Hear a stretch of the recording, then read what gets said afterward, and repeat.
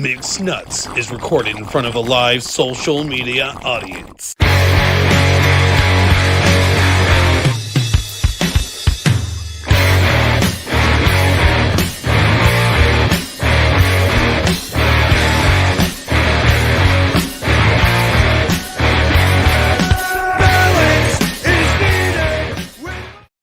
Coming to you live from the luscious loins of LaPel, Indiana. I have no fucking voice today. It's bullshit. Today in studio, I've got none other than Juan Blak of Blak Sunday.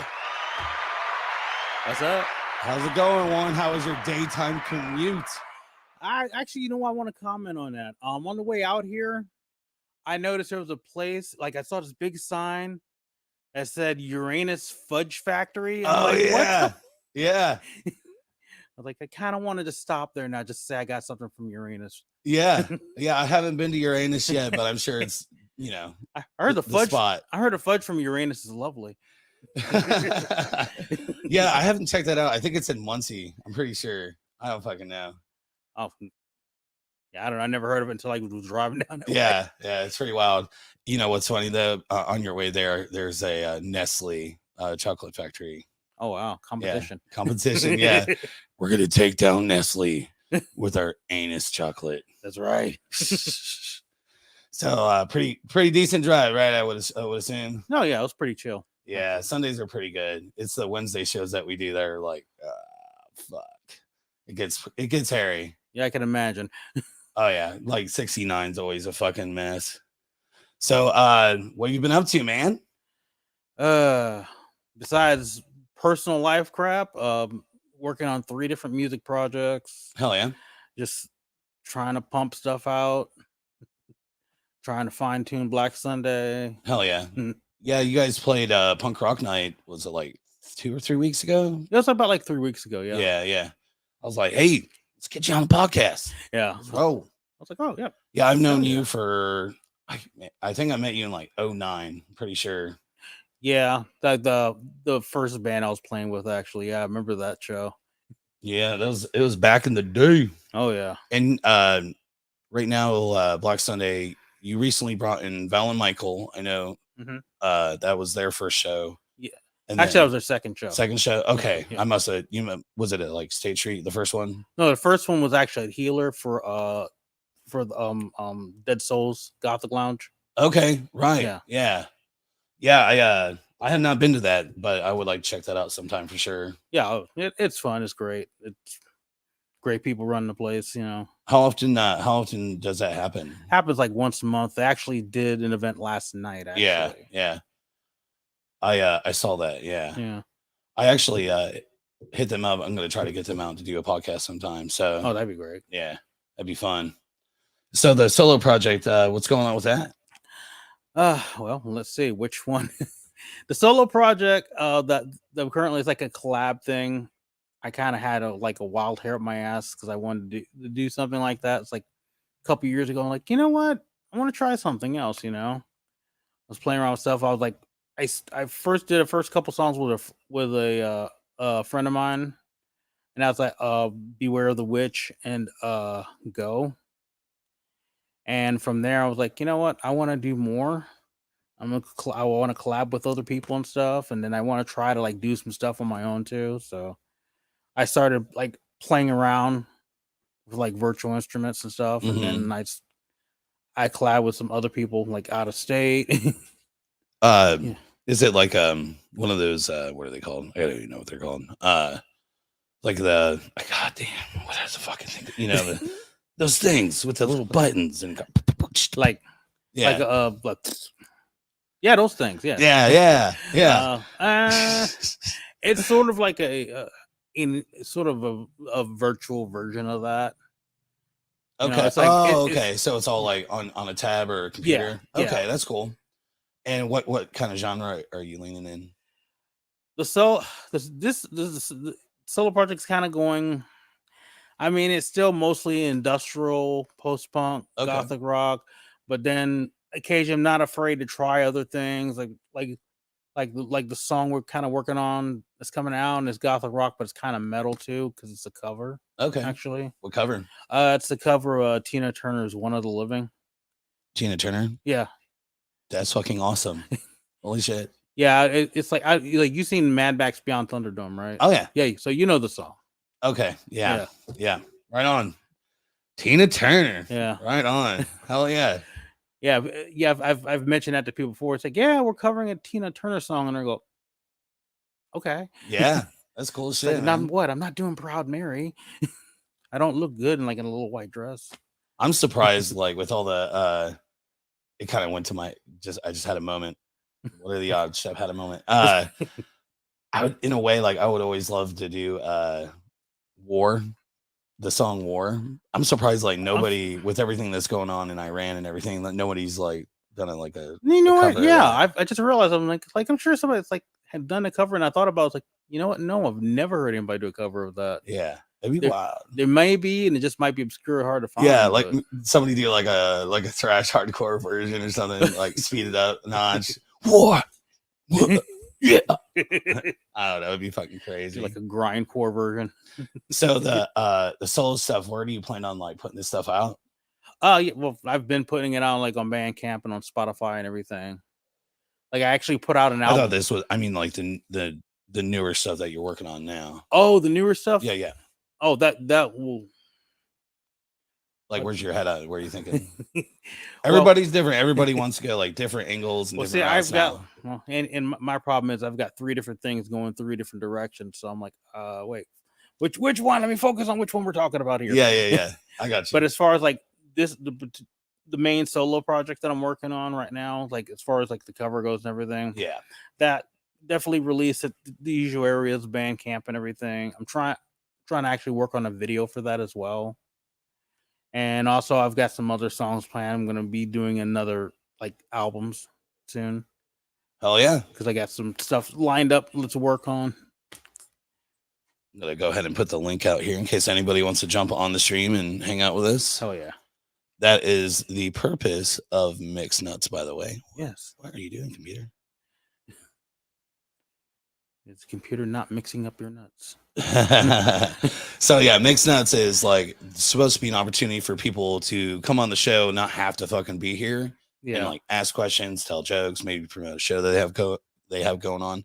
But as of right now, I think this is the 6th show, and we actually have not had, outside of Maddie from Loser Brat, and then Dylan Salazar chimed in once.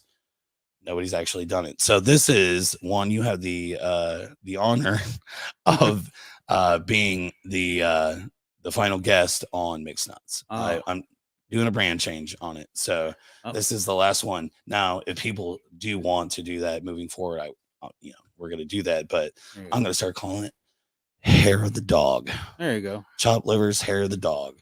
And if you don't know what Hair of the Dog is, that is a reference to waking up hungover and drinking to get rid of your hangover. So every Saturday night at the Middle of the Inn, I am the photographer and I take photos. So typically, I don't drink enough to be hungover, but fuck it. Hair of the Dog. So, there you go. But if anybody out there wants to jump on the podcast and join us, here's the link. You can just click it, enter the studio. I'll see your little screen pop up, and bada bing, bada boom, we'll get you on the show. So, so you just started a Patreon, is that right? Yeah, I literally just started it like 24 hours ago. Hell yeah! How much are you charging?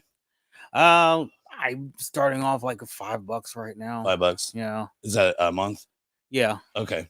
And I'm just like right now I'm doing a preview of that song I was just talking about. But also like I'm like doing like requests for like others, because I do like other like YouTube videos and stuff like that. Hell and then for like I'm sort of doing a requesting for like the other project I'm doing. Mm-hmm. Because I have a comedy project called Juan Blak's Cafe. Right there. I was originally going to call it Juan Blak's Freaky Cafe, but it was just a little too long. Freaky. I like it. It's just comedy songs. I'm doing like a lo-fi sort of electronic thing. All comedy. All the songs are going to be about like butts and stuff like that. Booty. Yeah, booty, of course. Booty. Yeah. Hell yeah, man. So normally I'll go into the music stuff, but we're talking about comedy. What got you in the comedy? Like, Oh, is there like maybe stand-ups or shows that inspired you, or what's your background on that? oh, backgrounds. Oh, here went the screen. Oh no. Just And it's back. it goes. You know what? The screen just checked out. Yeah, I was like, like, you know what? it's This that. guy's boring. Yeah, No. no, it's that fucking that extension cord. Oh, Yeah, I might have hit it too. Oh, I moved my leg. I don't know. whatever. It's all good. But I grew up with all kinds of weird stuff. You know, like I like really off the wall, like just weird comedy, and also like I will say like Weird Al Yankovic's sort of an influence. Oh hell yeah. So it's like doing like a Weird Al Yankovic thing, but with like like a 70s soul flair as far as this goes. Hell yeah. You know, because I like to listen to like old like soul 70s. Like I listen to it all too. Yeah. I mean, I was just talking about Edwin Starr, so War. Yeah, exactly. Yeah. My parents were more like my dad. He listened to tons of Motown, so that's how that's like my my whole background with that. But yeah. But so anyways, I'm trying to mention. I was about to mention somebody and I can't remember his name. I was just like listening to that song, Because I Love You. It's like it really goes, oh God, what is his name? I have this fucking, I don't know if you ever heard of it, but Google. I've got it right here. What was it called? Because I Love You. Because I love you. I can't remember his name. I don't even have to. Jesse Hood? Nope. No. That's Because I Love You Too Much. Stevie B? Nope. The Postman song. Oh God, what? Max Lusudo? I'm not like my brain just went. Oh, it's definitely not. It's definitely not Elvis Presley. Nope, absolutely not. Cover artist of all time. Name a song that Elvis wrote. Call You a Liar. I'm sure he wrote a couple. Sure, I'm sure.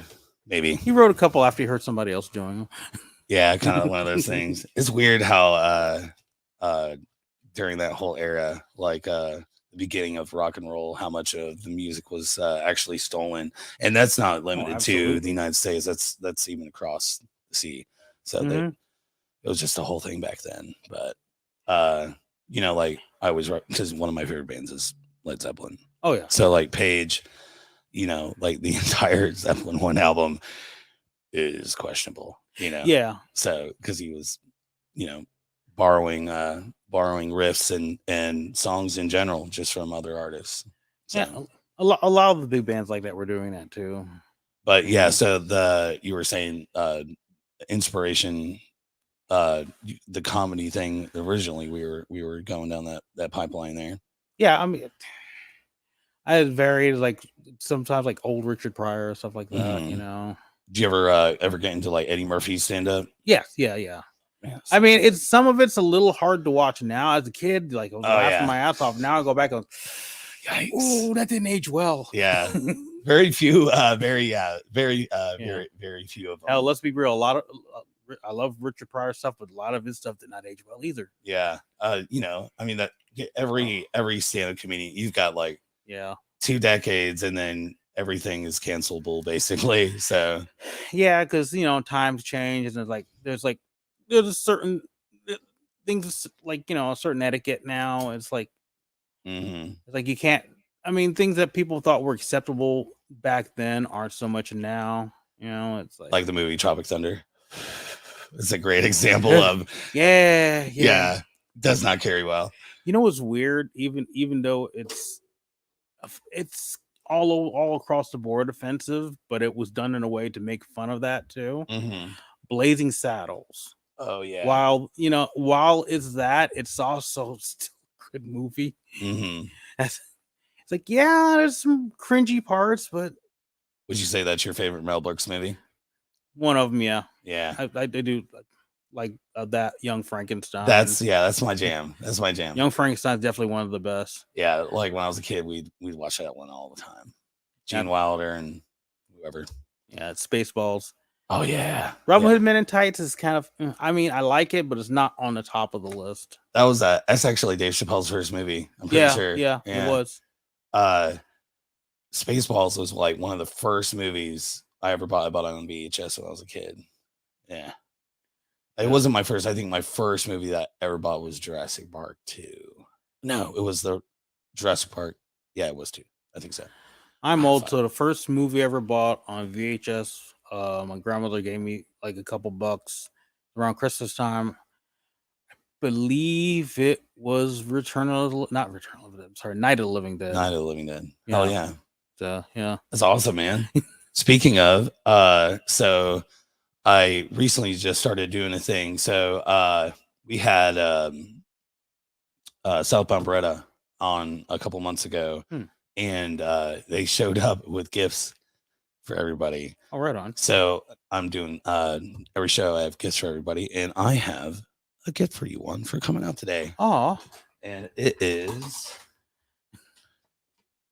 The Crow on VHS. Oh, sweet. Do you already have it? I do not. Hell yeah. I also don't have a VCR, but hey, I can display it. Yeah. There you go. Right on. Cheers, Thank you. Man. This is great. I figured, I was like, Juan loves the goth. We'll go with The Crow. Have you ever read the original graphic novel that was based from? I have not. If you can find it, you should.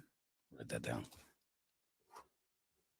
What is it called? The Crow? Yeah. Okay. James O'Barr. You can find it on Amazon. They've got like reprints of it. Right on. Oh yeah. I will check that out. I mean, the movie was good. It just kind of as far as everything in the book, that's kind of like a quarter of it. Oh, that's how it goes. Yeah, that's how it goes. Like you'll never it's very rare that a book turned to film is ever really going to deliver.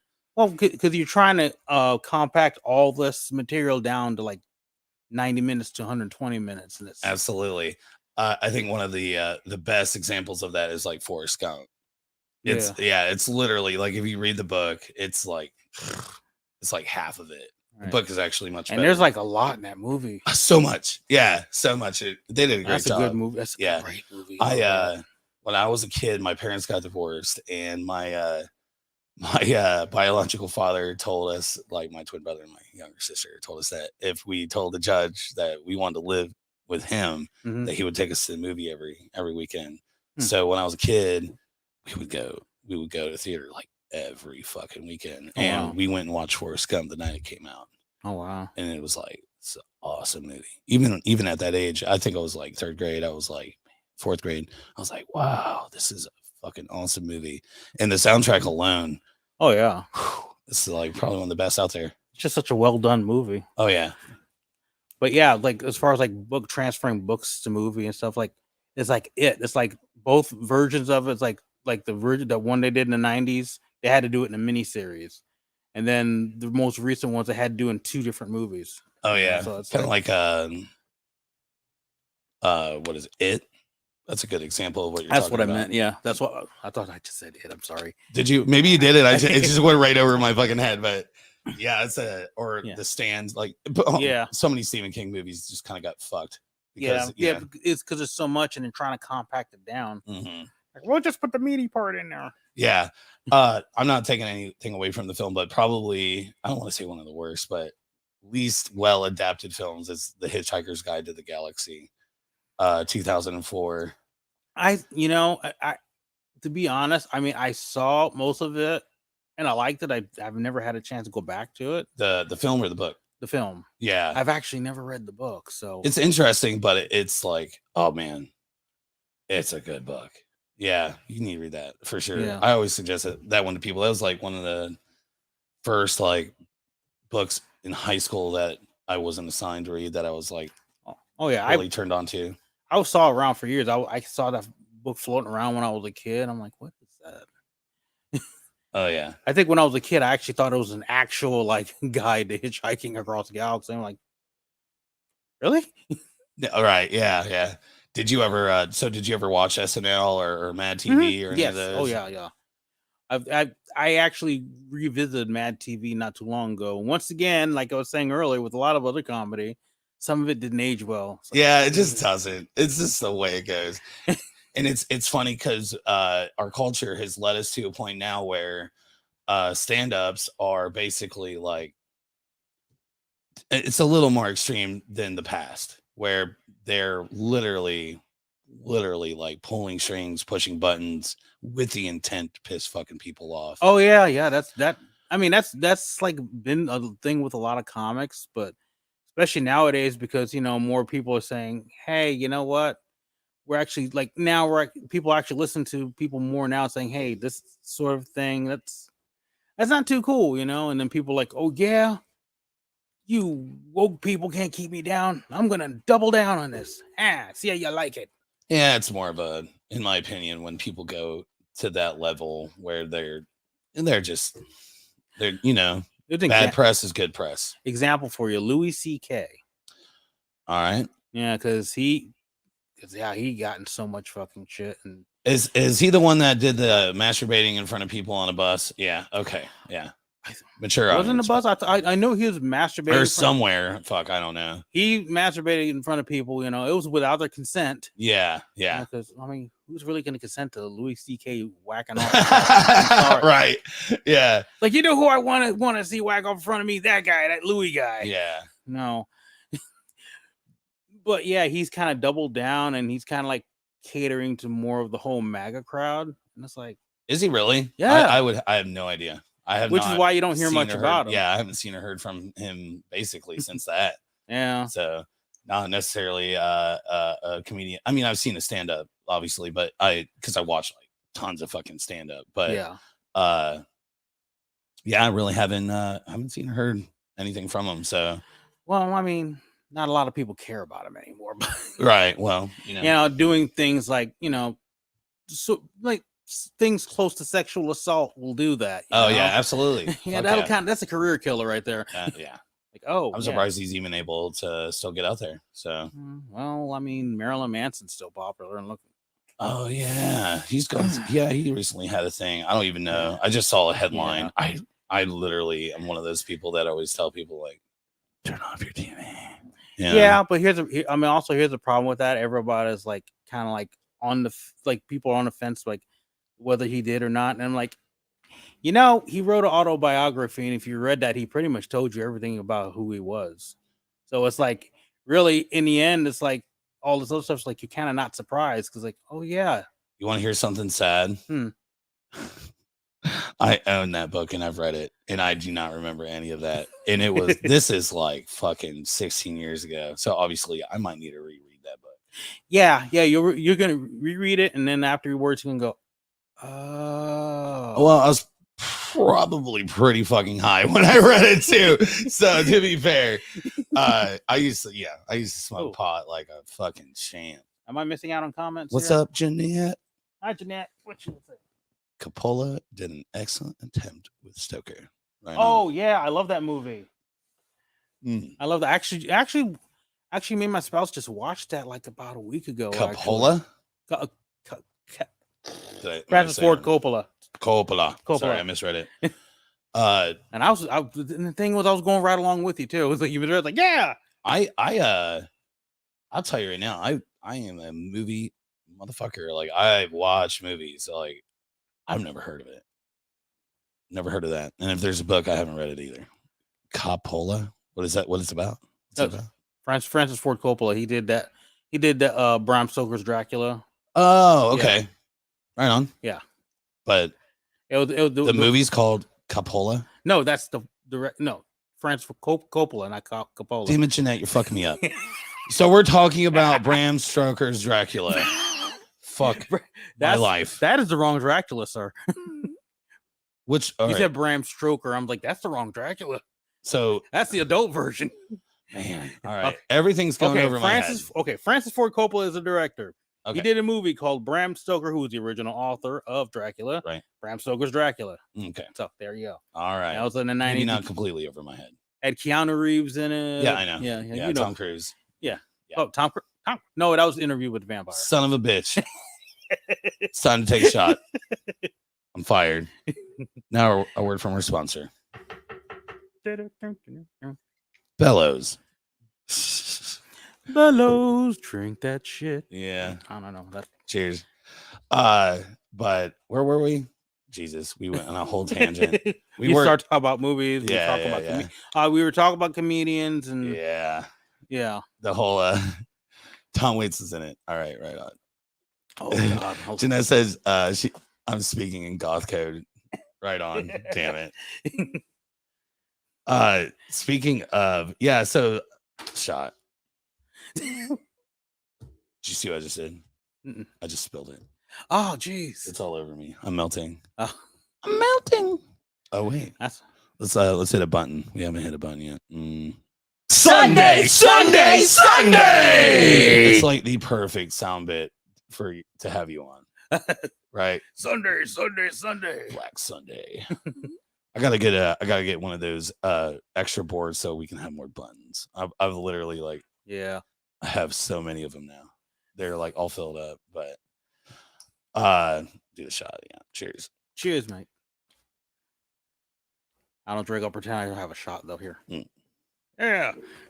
Yep, everybody has Smooth. their vices, so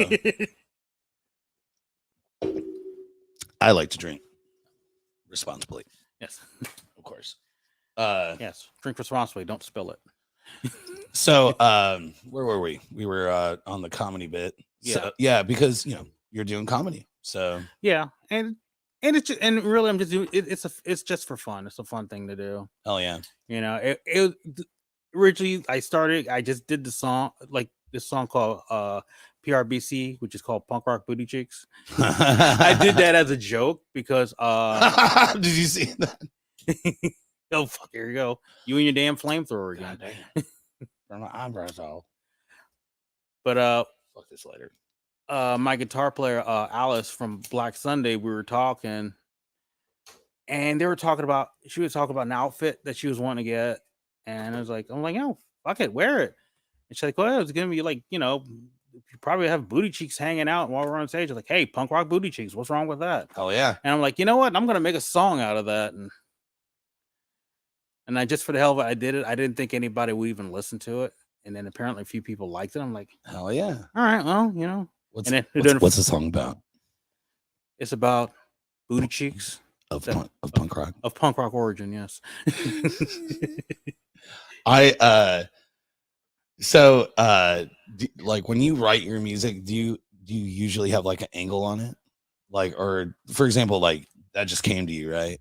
Yeah, it's just like basically had a title, and I was just like, let me come up with some little lyrics for that, and then it's like part of it I wrote, and then part of it I think when I kind of like made the music for it, and then I was like, all right, I'm gonna do like a lo-fi. I'm gonna try to do like a little soul thing with it. Hell yeah. And I was just kind of writing some of it a little as I was like singing it. So that's awesome, man. So the and that's where is that at? you can actually, that's now streaming also as well as like on Spotify and all that, and it's on Bandcamp, and you can find it on YouTube Music. You can find it on my YouTube too, because I have like 3 different versions of it. Hell yeah. Because I had a funny thing about that, it was like the first 2 versions I couldn't upload to like Spotify or anything, because I guess because I was using a lot of the songs I use loops, and I guess the loops were done in a certain way that it sounded like another song. Oh fuck. And I'm like, all right, so I played around with it more, and the 3rd time's a charm.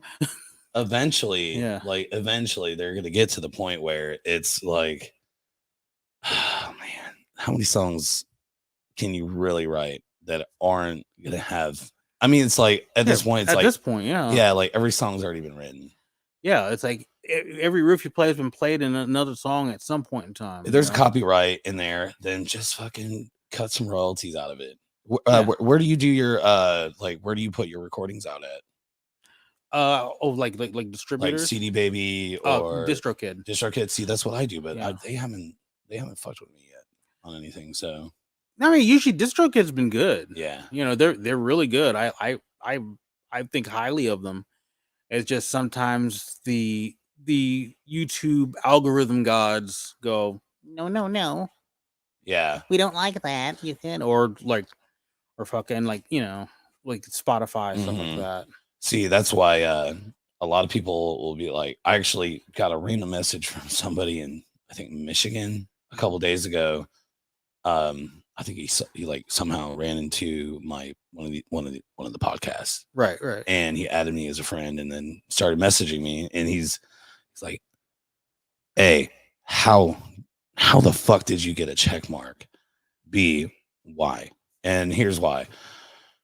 Because in a land and time of fucking copyright infringement, we all know how fucking shitty Meta is, Facebook, Instagram, when it comes to like just about anything beyond basic shit. It is a son of a bitch to communicate, deal with Meta at any level. No, absolutely. And that blue check mark comes with guaranteed fucking, yeah. Send them a message and they basically are responding immediately. So anytime I had to face copyright infringement or anything like that, it's direct. Like I actually get a fucking human.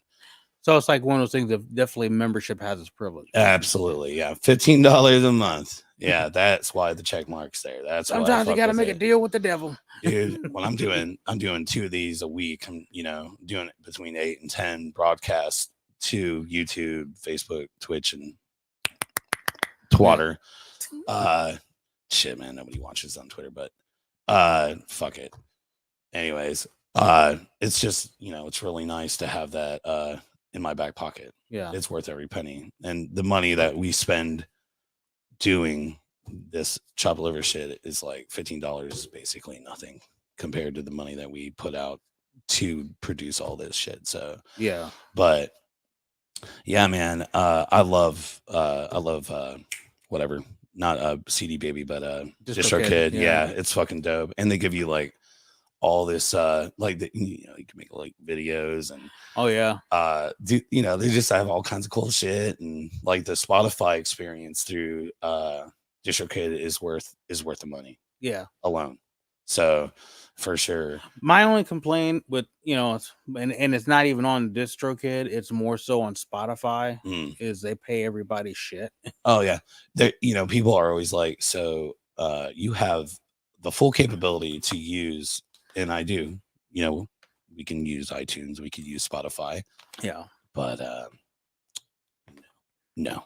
I'd rather build an algorithm on the main things that people use before I go there. Yeah. Like I always say, until I get 1,000 followers on YouTube, I'm not gonna fuck with Spotify or iTunes. Yeah. I need to build an algorithm. So I mean, I'll end up with music on there anyway because that's just could automatically send it there. That's fine, but I'm not gonna like pay them for subscription so I can use them and listen to music on there. I was like, no, it's like I use YouTube Music like to listen to stuff. It's expensive. Like, well, do you pay for it? Do you pay for YouTube? Actually, I do pay for YouTube because I got sick of having commercials, dealing with commercials and trying to watch stuff. Because I like a lot of stuff that me and my spouse watch sometimes we're at home. Sometimes it's just easier to just watch stuff on YouTube and just veg out and on there and everything. Hell yeah. And it's nice to do that without like 20-minute commercials. Right. Like I was used to listen to music at work and then nor just listen to one song. They have like a 20-minute commercial about a pickup truck. I'm like, why do I care about this? I just want the music. Come on. Ford F-150 will eat your ass. Yeah. Yeah, fuck, man. Yeah, the commercials do get fucking annoying. Yeah. But dude, like, I already pay for like Hulu and Netflix. And yeah. Fucking AMC because it comes with what's that? Fucking all horror. Fucking yeah. I'm right now. It's like we had to cut down on streaming services. It's like, all right, it's getting pricey. So like what we do is like most of the other movies we can find on other spots. Only time we'll like get AMC temporarily, like when Interview with the Vampire pops up, and then once the season's done, all right. Yeah. We just use them for a little while. That's kind of like what I was doing with HBO there for a hot minute. You've probably heard of it. Maybe not. I don't know. There was this show that they did for like 9 years called Game of Thrones. Yeah. I love Game of Thrones. Have you watched House of the Dragon though? Yeah. Like, are you serious? Like, no, I was the asshole that was like on Sunday, like 9 o'clock, like ass ready. Yeah. Fucking popcorn ready. Yeah, I was ready to go. Yeah. How did you feel about that last season? Slow start. but I felt like the end, like towards the end, it was like starting to pick up a little bit. Like, all right, Yeah. all right, all right, all right, all right. A lot of people were pressed about that. Yeah, season. well, I mean, what do you? They gave us fucking gold. You know, for Yeah. years they gave us just the best, in my opinion, the best television Oh, yeah. that I've ever experienced in my life. I actually, I don't know when it happened, but the death of sitcom basically Mhm. happened. You know, I'm a '90s baby, so you know, Full House, Boy Meets World, fucking Family Matters, probably the most watched TV show I've ever watched in my entire life, Fresh Prince of Bel-Air. Yeah. You know, that died. And when that sitcom era died, I kind of just fell off TV altogether. You know, everybody started watching whatever, America's Got Talent, or fucking Yeah. the show with the people on the island and Oh, whatever. Survivor. Survivor. Actually, there was like 2 of them, wasn't there? It was like I have Survivor and something fucking else. no clue. Like Basically, Naked and Afraid. Oh, wait, the- no, that's a different show. the end of sitcom and the introduction into reality TV took Right. place, and I just fell off TV. And my sister and my oldest sister Missy in Ohio was like, "You gotta watch this show, bruh." I'm like, "No, I don't watch TV. I watch movies, but I won't watch TV." And she kept pushing it on me, and I finally did it. And never in my life have I ever been so upset with a TV show in my life. You know, like the first time I watched The White Wedding, Yeah. I actually I had to walk out of the room. I literally had to walk out of the room. I paused it, went down into my garage, lit a cigarette, and it was like, It's like you're like, what what the fuck? Exactly. Like, what the fuck? And Also, that's fucking writing. Tell me, you every know? time you watch a show and you start hearing Reigns of Castamere playing, you're like, oh, what the fuck's gonna happen? Wait a minute. I mean, they just that last season of Game of Thrones, obviously, like it's hard to end such a highly fucking watched and loved show and watch it come to an end. There's always going to be a little bit of fucking shade thrown, a little bit of hate. Yeah. And you know, like they did what they did. And you know, of course, they're adapting these shows off of books, Mm-hmm. ridiculously long, way over fucking like like at points like just way overwritten. Right. You've read them, right? I actually have not. Man, I used to here's my problem. I hate to admit, like I used to be a bit of a reader when I was younger, but as I've gotten older, I haven't read anything recently, and that's bad. I feel like I should read more books. Mm. You know, well, there's this thing that I have fallen in love with where I don't have to have it in my hands and I don't have to like sit there and fucking read it. oh, you like Audio books on tape, books. audio Oh, books. it's fucking I like books on tape. Nobody does books on tape anymore. I do. Oh, I do all yeah. day. Like, you know, like I'm a iPhone guy. right. And so they have, you know, iBooks or whatever. So I'll buy books there. And what I do to, it's funny, like, even though I'm sitting there hearing it, I try to like repeat it in my head as I'm listening to it. So as if I am reading it in a way, but Yeah. to make sure it's like soaking in. But I have like super killer ADHD too. So, but whatever. Damn. Yeah. Like who doesn't? Shit, man. It's all that McDonald's. It's fucking us all up. It's giving us all whatever. I'm fucking around, but McDonald's and Mountain Dew. yeah. As I'm like sitting here drinking Mountain Dew energy, I actually really enjoy this stuff. It's got like all kinds of cool cancerous life-ending shit in it. It's fucking great. Hey, 25 calories per can, no sugar, whatever. life ending, but hey, low on calories. Yeah, like okay, though, come on. Just about anything we put in our body is pretty much gonna fucking destroy us. So that's kind of where we're heading. There's actually a whole lot of shit going on right now in this country about meat. I don't know. I try not to. I definitely don't watch the news, but I have to like follow a little bit. But they're trying to move towards non like actual like not real meat, not like the synthetic meat, like Beyond Beef, stuff like that. yeah. It's gonna be more expensive, less healthier, and it's gonna whatever. It's funny, like I actually have mixed feelings about that. Like on one hand, It's also like this new meat that they're trying to push is also like it's actually not good for the health of the world either. Right. See, if they're making it something like that had all the nutrients you need, and it it's was all about like, money. yeah, they put something that was actually good and it was healthy for you, but it was, I guess, environmentally sustainable or whatever is the right word for it. I'm probably sounding like a schmuck right now. Throwing I words always sound out. like a schmuck. But I mean, if that was the case, it would probably wouldn't be so bad. But yeah, it's like when they're just throwing whatever together, and it's actually almost worse than eating actual. Yeah, I mean Yeah. it's not any healthier. It's actually less healthier for you. Yeah. It's more expensive and it's more damaging to our environment, but they're still going to push it. But maybe it's too. I mean, I don't know. It's fucking weird. It's a whole fucking thing. It's a current thing. So it's like, all right, whatever, government. You're just gonna keep doing what you do. But yeah. Hey, somebody loves you. Yeah, Pixie chimed in. Hi, Pixie. Yeah, we had Pixie on last Sunday for actually moved the show down to Even the fucking Church of Aaron's Cannabis. killing us. No shit. Yeah. Especially as of lately with that shit that was coming from Canada from their wildfires. Oh yeah, yeah. I was like, I went outside during that. And I was like, am I back in Los Angeles? TikTok's like the new YouTube. So like I'll like get on TikTok here and there. I prefer Instagram video if I'm gonna watch reels, but I do get on TikTok here and there. And I keep seeing these fucking videos of them saying like the United States government has basically blocked media going in or coming out of Canada. And this just started recently, like prior to these wildfires that are happening on the southern border of Canada that's coming down into like the Midwest. And it's just like,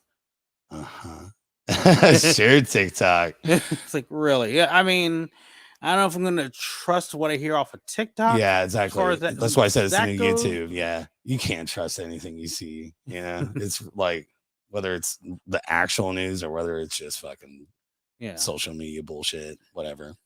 But yeah, man, like Game of Thrones, by far is like probably my all-time favorite TV show. So, but yeah, the new season definitely was very a little hard to hang on at the beginning. It was like, fuck my life. It's a little much. But eventually they got into the nitty gritty, and you kind of felt that like towards like the original series, like the 6, 7 seasons, they were felt like the car was no longer going 40, 50 miles per hour. It was actually floating at like 80. They're trying to get through things just so fucking fast. Yeah. But still, I thought they closed it out well. I thought they ended the series very well. So it did good. I think it was. I mean, on one hand, it probably was a little rushed, but I mean, there was probably reasons why they had to do that. Yeah. You know, as far as like, there was probably like maybe the budget was starting around. Like, okay, we need to kind of wrap this up as much as we can with what we got. So, I mean, I can see that. Yeah. You know, the whole conversation really started with like streaming and one of the things that, you know, I used to like cancel HBO and then start it back up, you know, and now I can't do it without it. So I have to have HBO. It's a must. There's a lot of good shit on there. Oh yeah. Have you watched Barry? Huh? You watched the series Barry? I have not. Fucking good. It's really good. It's what is his name? Bill Hader. More popularly known from Saturday Night Live. Right. But he wrote that series and he stars in it.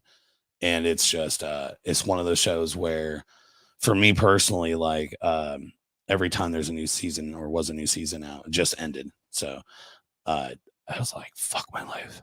I gotta wait 7 days. 7 days. No, I want to watch it now. But yeah, they're pretty much on top of their game. The only other streaming platform that I think is even comparable is Netflix. Yeah, and they do a pretty good job as well. So yeah, I mean, Netflix has their problems.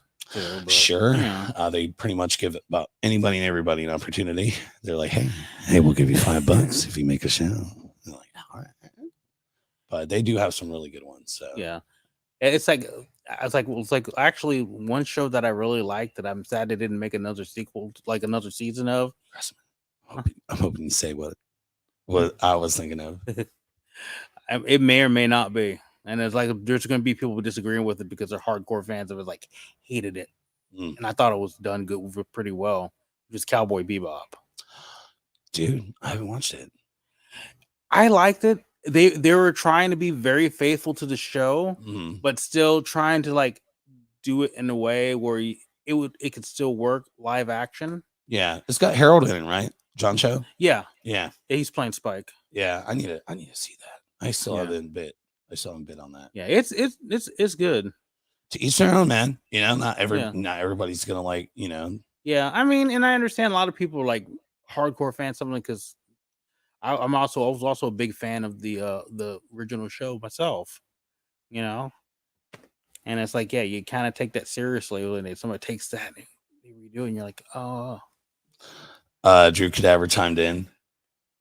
What's up, Drew? He said, yeah, he said, what up? Hi, Mr. Blak. What's up? What's up, Mr. Cadaver?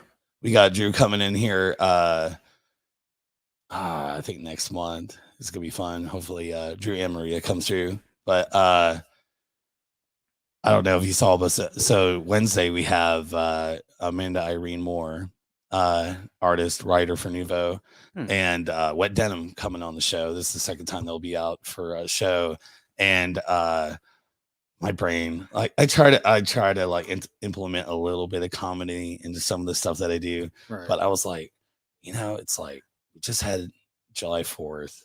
I was like, I'm gonna do a Independence Day reference. I think that's what I'm gonna do for this one. So instead of it being Midweek Crisis, I named it Post-Apocalyptic Crisis. And it like as I'm like typing it, and I use like the shot of the mothership or one of the ships like destroying the White House as the background for the for the promo. You put Will Smith in the back. I was like, oh shit. I had thought about it after I like sat here and made this all. I was like, Post-Apocalyptic should probably be Drew's show, but because you know Ninth Circle Symphony. But yeah, it's gonna be a fun show on Wednesday too, y'all. So if you're free, watch it. We're gonna be hanging out. But where were we? So Drew, what's up, Drew? We got some more comments. Netflix is my comfort streaming service. Oh, hell yeah. Sky said it was okay. Okay. Cowboy Bebop. Yeah. Have you seen I was actually talking to Pixie and Sky about this. Have you seen what is it called? Mind Hunters? No. It's on Netflix. They only did two seasons.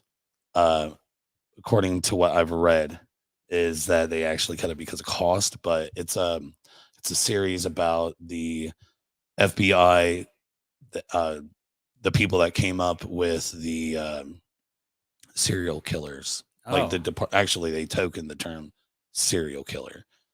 But essentially it's about two FBI agents that go out to police stations across the country and train police officers on what to look for in like gruesome, hideous crimes and try to find connections. And then they started interviewing people, you know, like whatever his name is, Manson and whoever.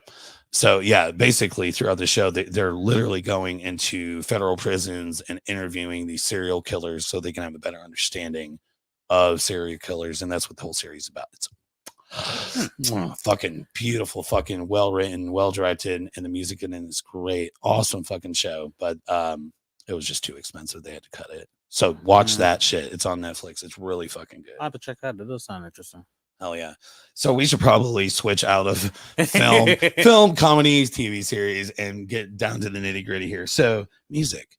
This is a music podcast. So what got you, what, like when you're younger, like what inspired you, what got you into music, man? Well, like when I was like probably like 4 or 5 years old. My mom like listened to all types of music.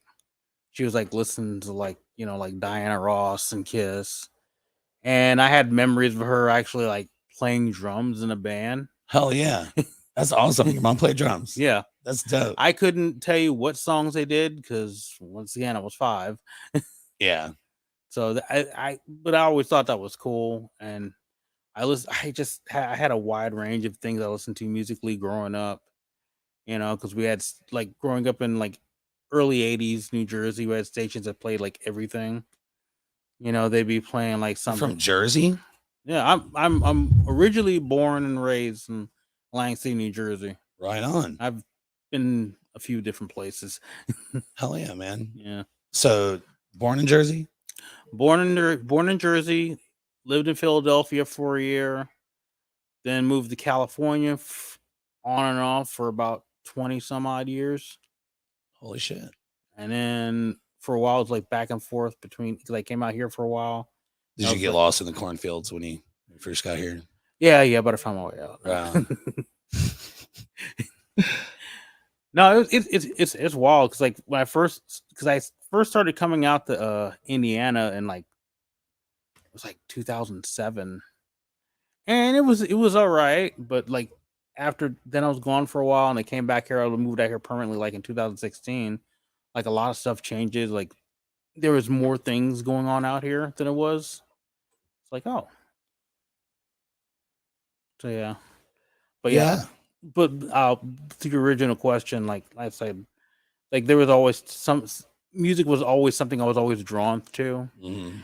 and then like first time like switching channels on the TV, I was probably like 9, and they actually had like that old Alice Cooper show on the I forgot the name Yeah. of it, but it's that original one that I had on VHS is from the 70s. It was floating around for a while. I know what you're talking about, but I couldn't put it in my. I remember Google. I remember watching that. I'm sitting there watching the whole time, like I want to do that. Like the aspect of making a show. All of it. All of it. All of it. Let's see Yeah. if Google will help me here. Diary of a Mad Housewife. That's a film. Nah, that's not it. Oh, I didn't know this. He's from Phoenix, Arizona. Oh yeah. It's Son not of a giving me- preacher. It's not giving me anything. No, just music videos. Oh, TV special. There we go. The Nightmare. That was probably it. Yeah. Yeah. Google, everybody. Hell yeah. I know how to type. But yeah. So who would you say your biggest inspirations are musically? Biggest inspirations musically, like over the years. Obviously, like I was like I was like a big into like things like Jimi Hendrix and David Bowie. And Alice Cooper came into the picture, and then later on, like, because I mean, I don't discovered so much, but then I started hearing all these other bands. Then I started hearing more like sort of the post punk bands. So, the Zoontiter, Yeah. whatever you'd say to Hacking up. that. My bad. Hack another one. I don't know. But yeah, eventually I started like getting turned on the bands like popping up like here on radio there, like like The Cure or like. Mhm. But I remember first seeing the Bauhaus. I think it was the Ziggy Stardust cover that they did. Seeing that, and I was like, "Whoa," Yeah. And like a lot of those have stuck with me, And there's like so many bands in between. Gary Newman, I got heavily into after a while. It's like somebody that considered a one-hit wonder who was just doing so much, who's still doing so much shit. Mhm. What What got you into the goth? Well, I mean, a lot of the goth I like heard like here and there, but mostly it's like in like Los Angeles. Some of my first jobs was like working bar back for certain bars, and then nights they'd have like goth nights, Mhm. and it was just like hearing this music and then meeting the people and everything. It was like an amazing fucking thing, Any specific artists? Oh, that is probably like this. I'll be honest with you, man. I couldn't like put my finger down and say this is a goth artist, because it's like it crosses over just like punk does. You know what I mean? Yeah, absolutely. Yeah, Like kind of like industrial always kind of comes in my brain, at least with goth. Like it was like it was like bands like TSOL and Misfits were kind of like on the cusp of both. Oh, yeah. Horror between punk rock, death rock, and goth sort of thing, and then spawning horror punk out of that. Would you say like Danzig or Misfits are a pretty big inspiration for you? Yeah, they were. Yeah, definitely. See, I don't get me wrong. I think I own the like first 3 Danzig albums, but I'll listen to them. But I don't know, man. Something about the Misfits is always stuck with me. Yeah. Sorry, Ramones fans. Oh yeah. Well, I mean, I love both. And here's the thing. I mean, I've gotten like over the years, I've gotten like a lot of Danzig comparisons on my voice. It's yeah. You got that deep deeper end. By the way, the only reason my voice is this deep, I'm not doing this on purpose. My voice, if I go to a show or work a show, my voice will just go out. Right. So if I do 3 shows in a row, I'll basically be Big Henry. I'll be like, hey man, like it just goes all the way out. But you were saying it's cool. So it makes it sound like you're doing commercials. Yeah, a little bit. Yeah. But normally it's a little bit higher, but it's like it's going out. Probably if I like screen my lungs out for a second, I could probably go back. But yeah, it's like over the years, like it's not while I appreciate the comparisons because they come from a good place. Like, oh yeah, it's like honestly, I'm less and less of a fan of getting that because I mean, it's like growing up at first, I was kind of copying the style a little bit, but then again, I mean, on one hand you can say that, but on the other hand, like that vocal styling that Danzig does is kind of a similar, thing that you hear from like soul singers and stuff like that as well. I would say, obviously he's made it very clear, like he's big time Elvis fan. Yeah, clearly. And I would say that's where his big, his big drive. We won't talk about his cover songs. Who? Danzig's, yeah.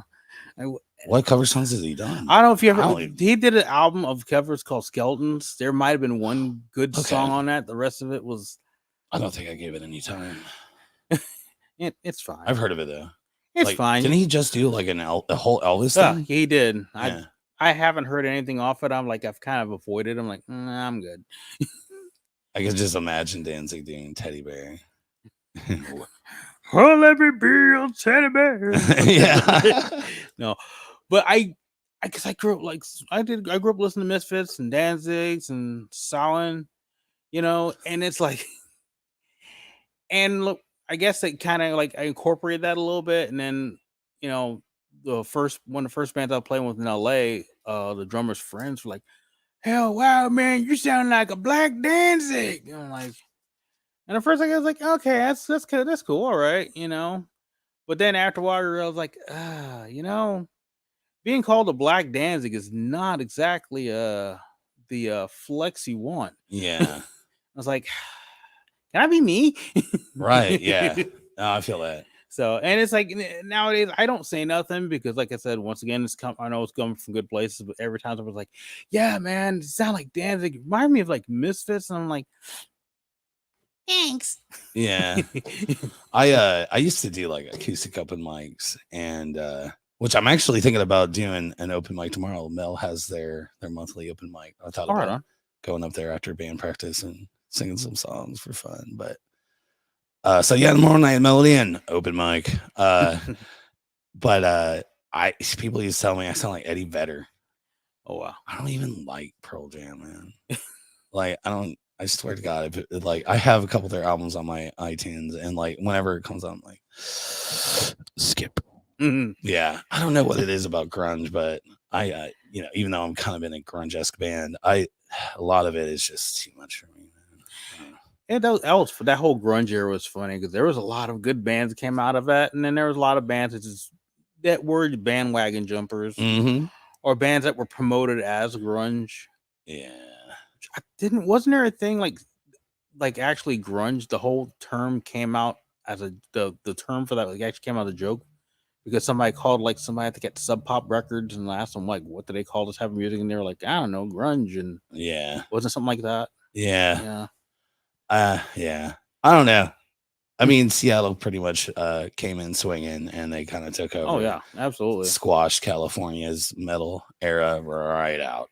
Yeah, it's because it was something new. It wasn't like this. It wasn't the same 5-band sound. Sure. You know? And there were way more important bands outside of fucking Nirvana. You know? Yeah, absolutely. Especially like on the female front, like L7 and God, yes. like they should have had the attention because what they were doing was way more important. Not taking anything away from Kurt and his writing or anything like that. I just I don't know, that whole era is, and of course, like the next move is fucking Detroit. Like, what the fuck? Like literally, and a lot of people don't actually recognize that, but Detroit did have a huge movement in the late 90s with, probably the most famous band of all time, Insane Clown Posse.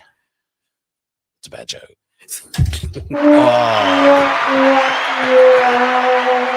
But no, yeah, Detroit had a big movement with such stellar acts as Marshall Mathers and what's that guy's name? He's a country artist now, likes to work with idiots, has pretty bad point of views on things. Ted Nugent? Kid Rock. Oh, well, yeah. Same diff. Yeah.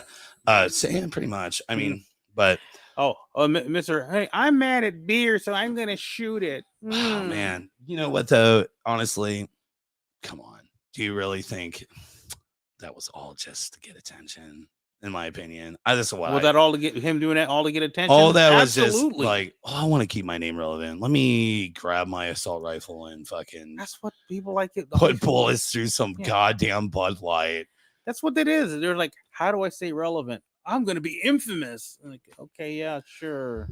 People fucking some people grow, some people shrink. So yeah, whatever. But yeah, Detroit totally had a really big movement in the late 90s.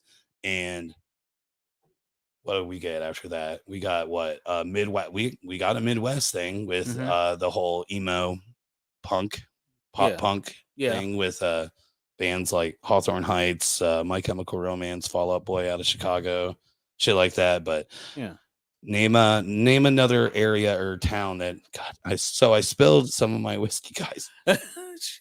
Oh God. You're getting your equipment drunk. I'm getting it drunk. Unfortunately, I accidentally spilled it over. But yeah, I mean, we really haven't had anything pop from a central area, right? Since then, I mean, unless I don't know. I guess we don't want to leave out the South. The South had a huge movement in hip hop with 3-6 Mafia out of Memphis, Little John out of Florida, Ying Yang Twins out of New Orleans. That whole scene just fucking exploded in the late 90s, early 2000s. But yeah, we really don't get that anymore because of the music scene and how the music scene, meaning like the United States overall in general, has moved into this whole thing where it's all digital, it's all online, So I mean, that's once again, that's a double-edged sword, because on one hand, it's great because people who want to make music that have a hard time accessing certain things or being able to put it out or whatever, it's a little bit more easy to do that now. But on the other hand of that, there's like so much now because like everybody, and their mamas want to make music, including me. So yeah, I mean, there's a lot. So you got to like do a lot to try to stand out there. And I was like, honestly, what fans or people into my music I appreciate. I mean, it's not I'm not going to play in any arenas ever. Never know. I'm fine with that, honestly. It's like I said, that's too much running. I don't want to do that. You ever see those like old clips of Guns N' Roses shows from the 90s where I guess Axl did like a couple rails of coke and he's just running all over the damn stage and shit? He actually showed up and did a whole set. Well, I guess It's for another whatever bad joke. Sorry, I had to do it. It's a good one. Right on. I But should yeah. have hit the button. Man. Yeah, he's kind of famous for that. But you were saying, sorry, man, coming in with those bad jokes. Rachel said hell yeah, Sing 07 and Emerson was awesome. By the way, hi Rachel. Oh, you get those up there. Oh, Mother Love Bone, yeah, that was a good band. Man, I have not seen Rachel in so long. Hi, Rachel. Hope you're doing well. But yeah, you were saying about Guns N' Roses. Yeah, I'm just saying there's like video clips of him like they're like playing shows or whatever, and like Axl's just kind of running all over the place, like looking like he just did a couple rails of cocaine or whatever. And yeah, and I'm like, that's just, I ain't doing that. Fuck that. Yeah, that dude's crazy. That's a good thing about playing small venues. You don't have to like run around. Like I have all the stage, you know. Yeah, go to the bathroom, do a line of fucking coke, get on stage, play your songs, drink your fucking vodkas or whatever the fuck you drink. Yeah, man, small venues are dope. Actually, I am a huge fan of house shows, although particularly in today's era, most artists don't want to do house shows because there's no money, a very small reach. But man, house shows are fun. I haven't done one of those in a long fucking time. Dude, I fucking love it. I love house shows. The pandemic kind of squashed that for us here in Indy, though. We just don't get that many anymore. There's people out there trying. I know Chris Cemetery is, here and there. He tries to book them. And then, what band is that? There's somebody that has a house that they do shows here and there, but they're like fast. Like that day they announce it and they fucking real like last minute type house shows. But you just don't see them as much anymore since the pandemic. So when's the last time you played a house show, man? Oh, Jesus Christ.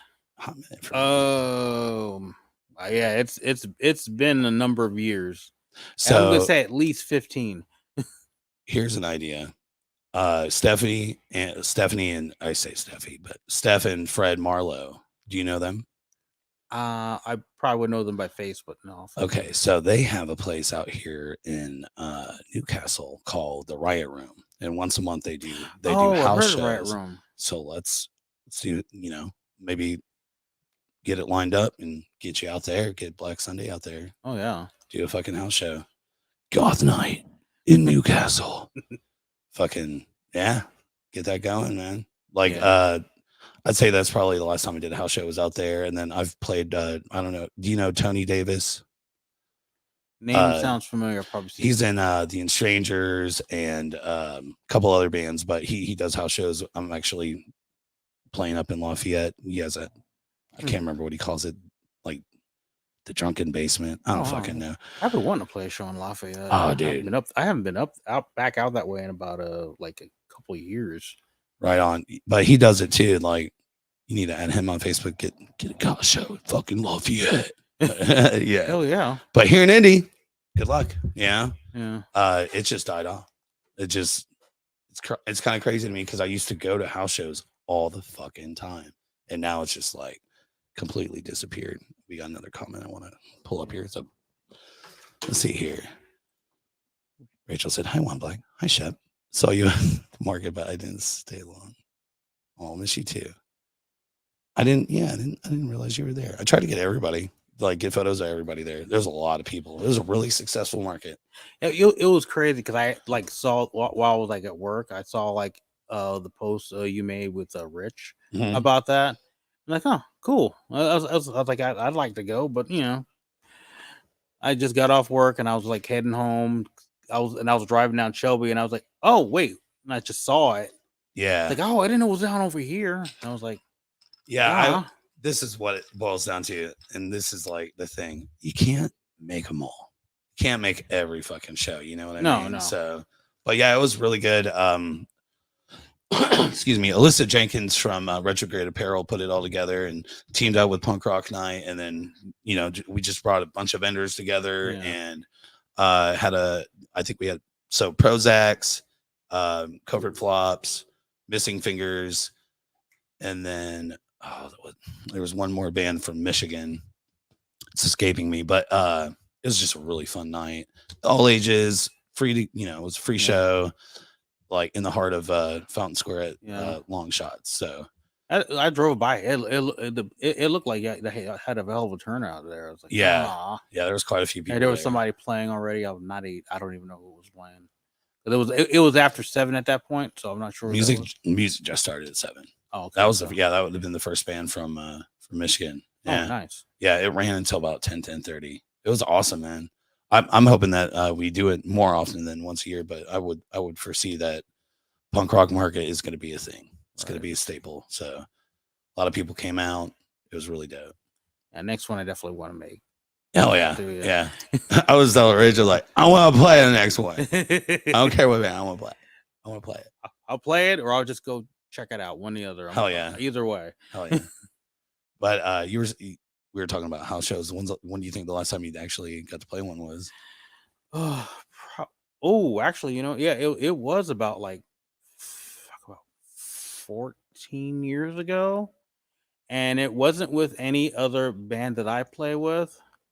I was 14 years. 14 years ago. Y'all, we need to get Juan Blak in a motherfucking basement, bro. You gotta play some house shows. That's the best. There was this guy I was kind of helping out with some stuff with for a while. He had this project. I won't mention his name because he's not somebody I'm fond of.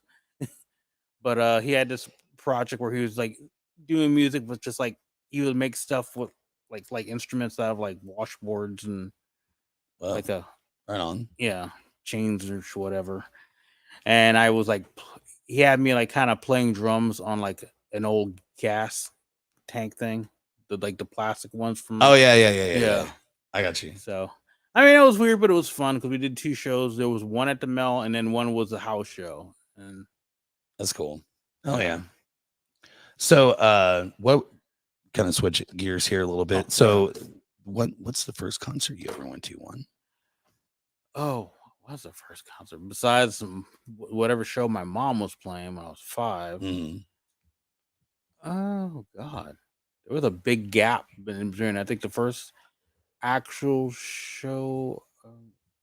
Oh God, I got to rack my brain now. It's like you talk to the old guy with ADD trying to remember what the first show we went to. It was when I was living in Philadelphia, and there was like a block party. I can't remember the name of the band. The band had some weird name with an F, but they were like, but there was some sort of like little punk indie rock type of band. Mm-hmm. This was like, this was like 91. Okay. 1990, 91. They were pretty awesome, but they were like, the whole, I actually want to say more college rock. Mm-hmm. Is there like the first concert that you went to that really stands out to you? Like that really kind of delivered for you? That was like the first actual one I had been to because, I mean, between bouncing around and kind of had a sort of a sheltered life as a kid. Oh yeah, me too. Yeah, for sure. But that was like the first actual show I went to. Actually, you know what? I take that back. That is a lie. See, this is the problem. I say that as my brain starts going on. No, first actual show I went to, I actually was when I was living in New Jersey. I went over to Philadelphia to see Overkill at the Trocadero Club. Overkill. Yeah, I've heard of them. Yeah, they were like 80s metal, thrash metal band. Right on. So that was the first show, and that show did stand out to me because it was like a very high energy. It was like, and then I saw like there was like a bunch of black metal heads there too, and I'm like, oh, because I wasn't used to seeing that in like Atlantic City, New Jersey. I was kind of an anomaly there at the time. Probably not now. How old were you when you lived in Philly? Well, I lived in Philly. I was freshly 18. Okay. Yeah. Right on. So I mean, as a matter of fact, I was 18 when I moved out there, and still 18 when I left and went to California. Mm-hmm. So actually, I wasn't even out there a year. Thinking about it, I turned 19 in California. Why California? It seemed like a good idea. You're just like, fuck it. Yeah, exactly. Where'd you land? downtown LA. LA. So you did that. And how long were you out there? I was out there. I was out there on and off 20 plus years. 20 years. Wow. Yeah. Talk about no rain. It was rough, but it was fun sometimes, but it was also rough a lot of times. I don't know why, but every time I think of LA, I always think to myself like, man, I wonder what the weather's going to be like today. Sun. More sun. Just as much sun as imaginable. Tomorrow we'll have a sun with a chance of sun. Yeah, yeah. I've never been out there. Farthest west I've ever been is I've been to Vegas. Yeah. Reno. I've been to Vegas, played Vegas. You played Vegas? Yeah, I played twice out there. Right on. What band? My first actual band, Elegant Bastards. Elegant Bastards. Yeah. I mean, because before that band, I kind of messed around, jammed around with some people, but they weren't really serious. Yeah. But then the first actual serious band I put together, which was like 2000, 2001, was Elegant Bastards. And I would assume you're singing. Yeah. Damn, man. Vegas. Were you on a small tour, or did you just get booked out there? Got booked out there the first time. There was this guy booked a show out there. His name was Scary Perry. Used to be a DJ on a radio station called KNAC. He was also a comedian. He was like a wannabe Sam Kinison. Okay. Sort of. But he had like the aesthetic of him or the jokes. Okay. I always say the jokes too, because his jokes weren't exactly original. Yeah. But it was like whatever, He booked the show. It was us, a couple other local bands, and like the headliners were these two tribute bands. It was weird. It's like two tributes. It was an Iron Maiden tribute band. And it was this all-girl AC/DC tribute band. Whole Lot of Rosies, I think that was the name. Yeah, because I remember there was a couple. It was that one, AC/DC. There was like two of them. Oh yeah. So I was trying to remember which one it was, but yeah, I think it was Whole Lot. Or of like Roses. the Iron. What's the all chick? Oh, Iron Maidens. Yeah. Yeah.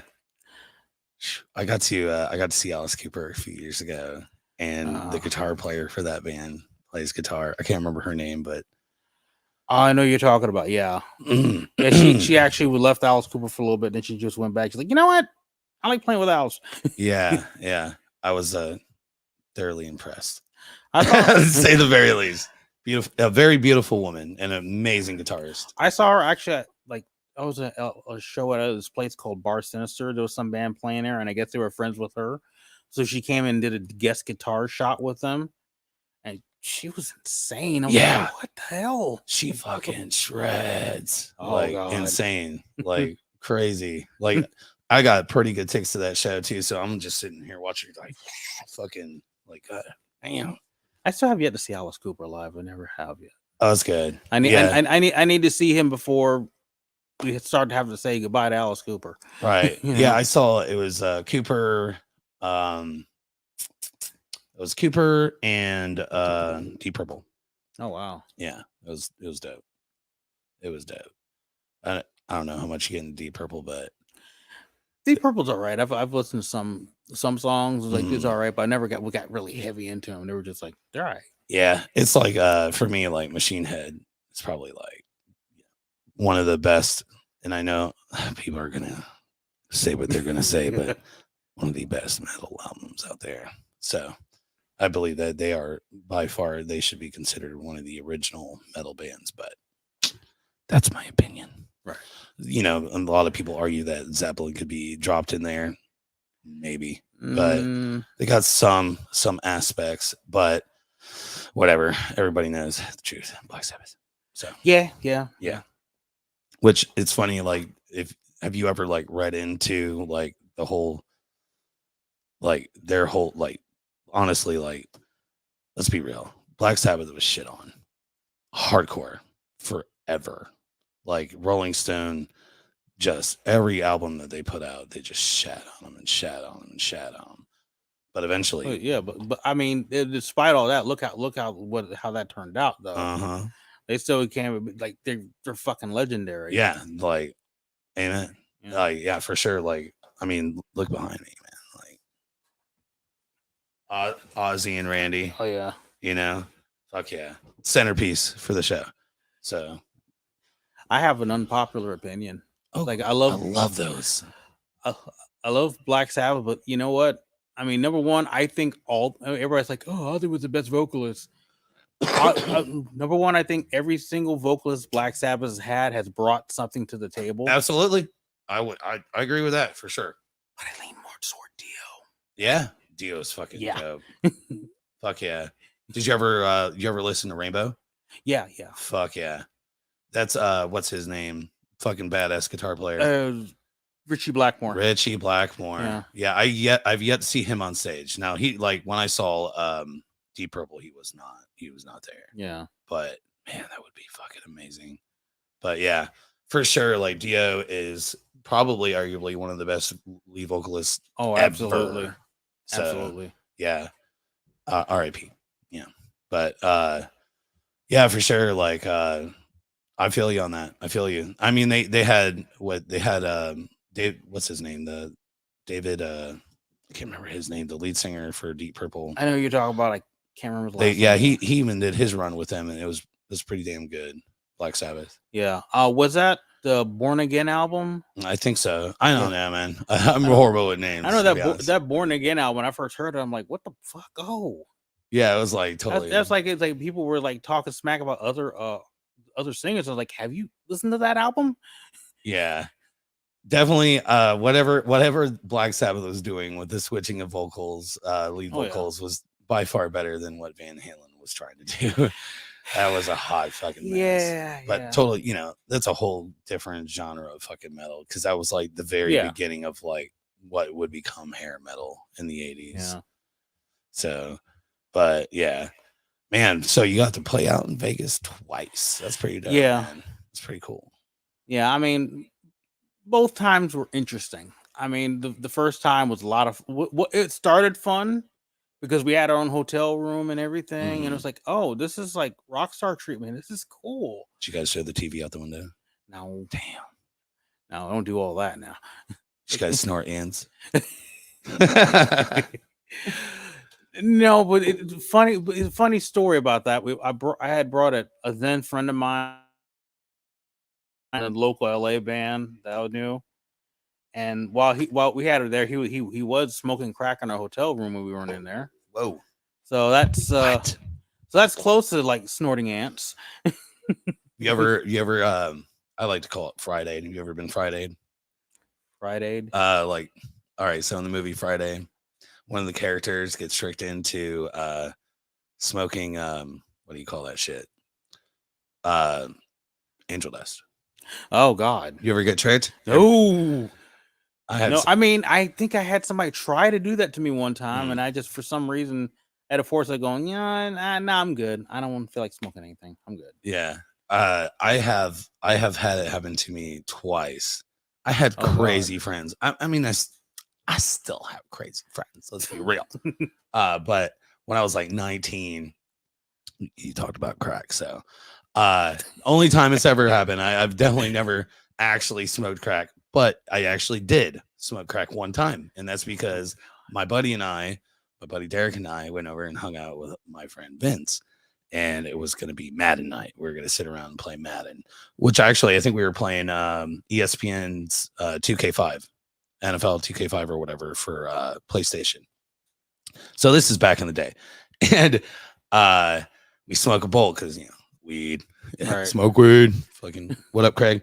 And we're sitting there smoking, and I didn't really notice it, but I sure did eventually. We're sitting there playing this game, and I start tweaking. And I'm like, what is going on? What is fucking going on here? And they're both cracking up. They set me up. These motherfuckers set me up. So basically, my buddy Vinny, his neighbor, just like low key, like offered, like, hey, I have some crack if you want to buy some crack. And he was like,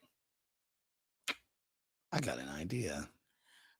And yeah, he literally got it just to fuck with me. Oh god. Just a fucking practical joke me. But yeah, that's the only time in my life that's ever happened. So yeah. Yeah, that's never happened to me. The closest to anything like that happened to me, I kind of did to myself technically. Living in LA, like how we have dispensaries out there. Mm-hmm. And I went out there on 420. It's like, because on 420, all dispensaries have like deals where you buy stuff from there. They give you a ton of shit free. It's awesome. And sometimes there's edibles in there. And this one place, they were doing that. And then they were also like, making tacos and stuff in the back, right? Mm-hmm. Now, even though I'm in a dispensary, my brain doesn't go, wait a minute. My brain doesn't go, wait a minute. What they're using for the marinade and the tacos might be infused. Mm.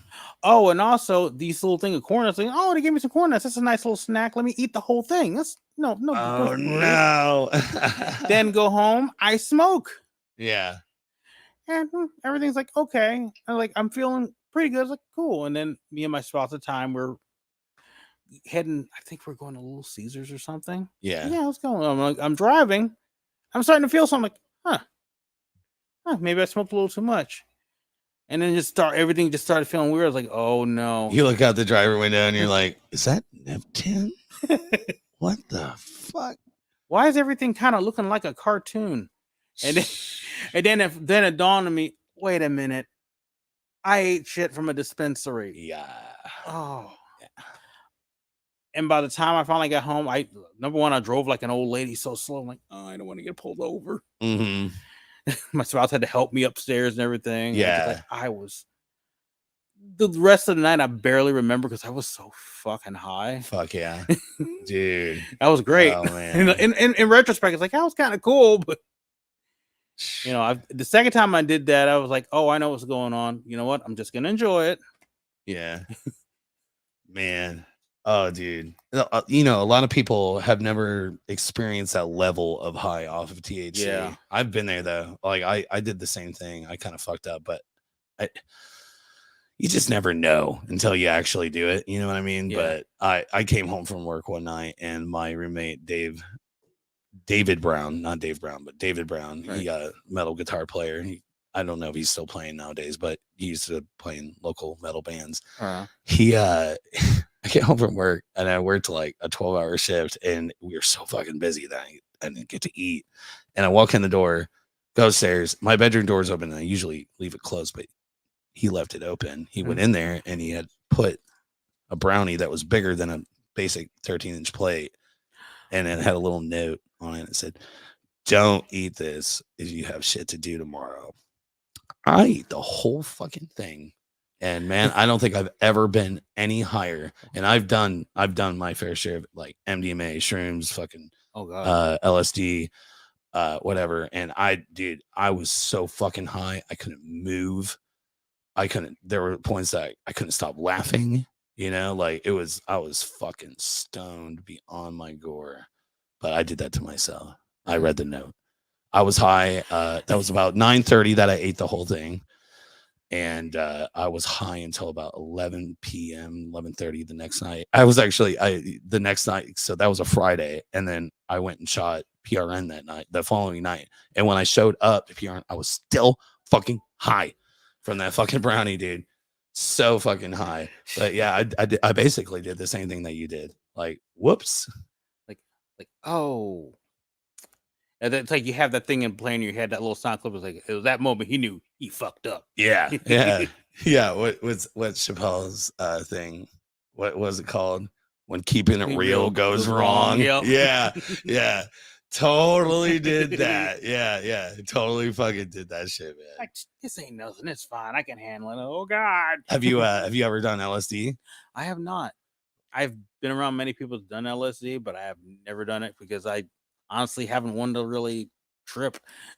So yeah, I mean, dude, like I respect that because the thing is, like, we all have to know ourselves. We have to understand like what works for us and what doesn't. You know what I mean? Right. So for me, like I look at drugs in general as like an experience. experience. So I have a lot of Right. respect for it in that manner. So I've never been the person that like, you know, buys a fucking 8 ball of cocaine and does it every day for like 5 fucking days. You know what I mean? Shit like that. You know what I mean? But or meth. not, you know, no, yeah. That's one thing I've never done meth. I've never done heroin or technically by technicality, I've never done crack either, but I did get tricked as we were just talking about. But for me, you know, like if I were to do LSD, which I have obviously, right. It's always been like I want to experience it. And now that I'm older, and that's the thing, I was pretty wise, I guess, in my early 20s because, you know, I didn't really do drugs in high school. I smoked pot, you know, but I skipped college. I took a job making pizzas instead. And whenever I did drugs back then, I was always like, had this mentality, thanks, Bill Hicks, that, you know, it's about experience. It's about, you know, like traveling the universe, having a better understanding of our surroundings and ourselves, you know? So, and now that I'm older, like, it's like a once a year thing that I'll scrub the brain, you know, like, cleanse the soul, travel, you know, go on the magic journey across the universe and center myself. And, you know, so. And substances like that, that's one thing that, I mean, you know, because like sometimes there's like spiritual attachment to doing stuff like that, as far as like smoking like weed or like doing like shroom stuff like that. Yeah. My thing was like, for some reason, like for a while there, I thought it was a good idea. I was actually doing meth for a little bit, and I did try crack once. I was at a like really low point. I was like, you know what? Fuck it. I might as well. I'm here now. Yeah. And I smoked it. I was like, and I remember it tasting awful. It tastes like the bottom of like a trash can. Like, this shit is gross. People get addicted to this. Yeah. This, you know, I'm good. Everybody's different. Yeah. You know, like, I mean, yeah.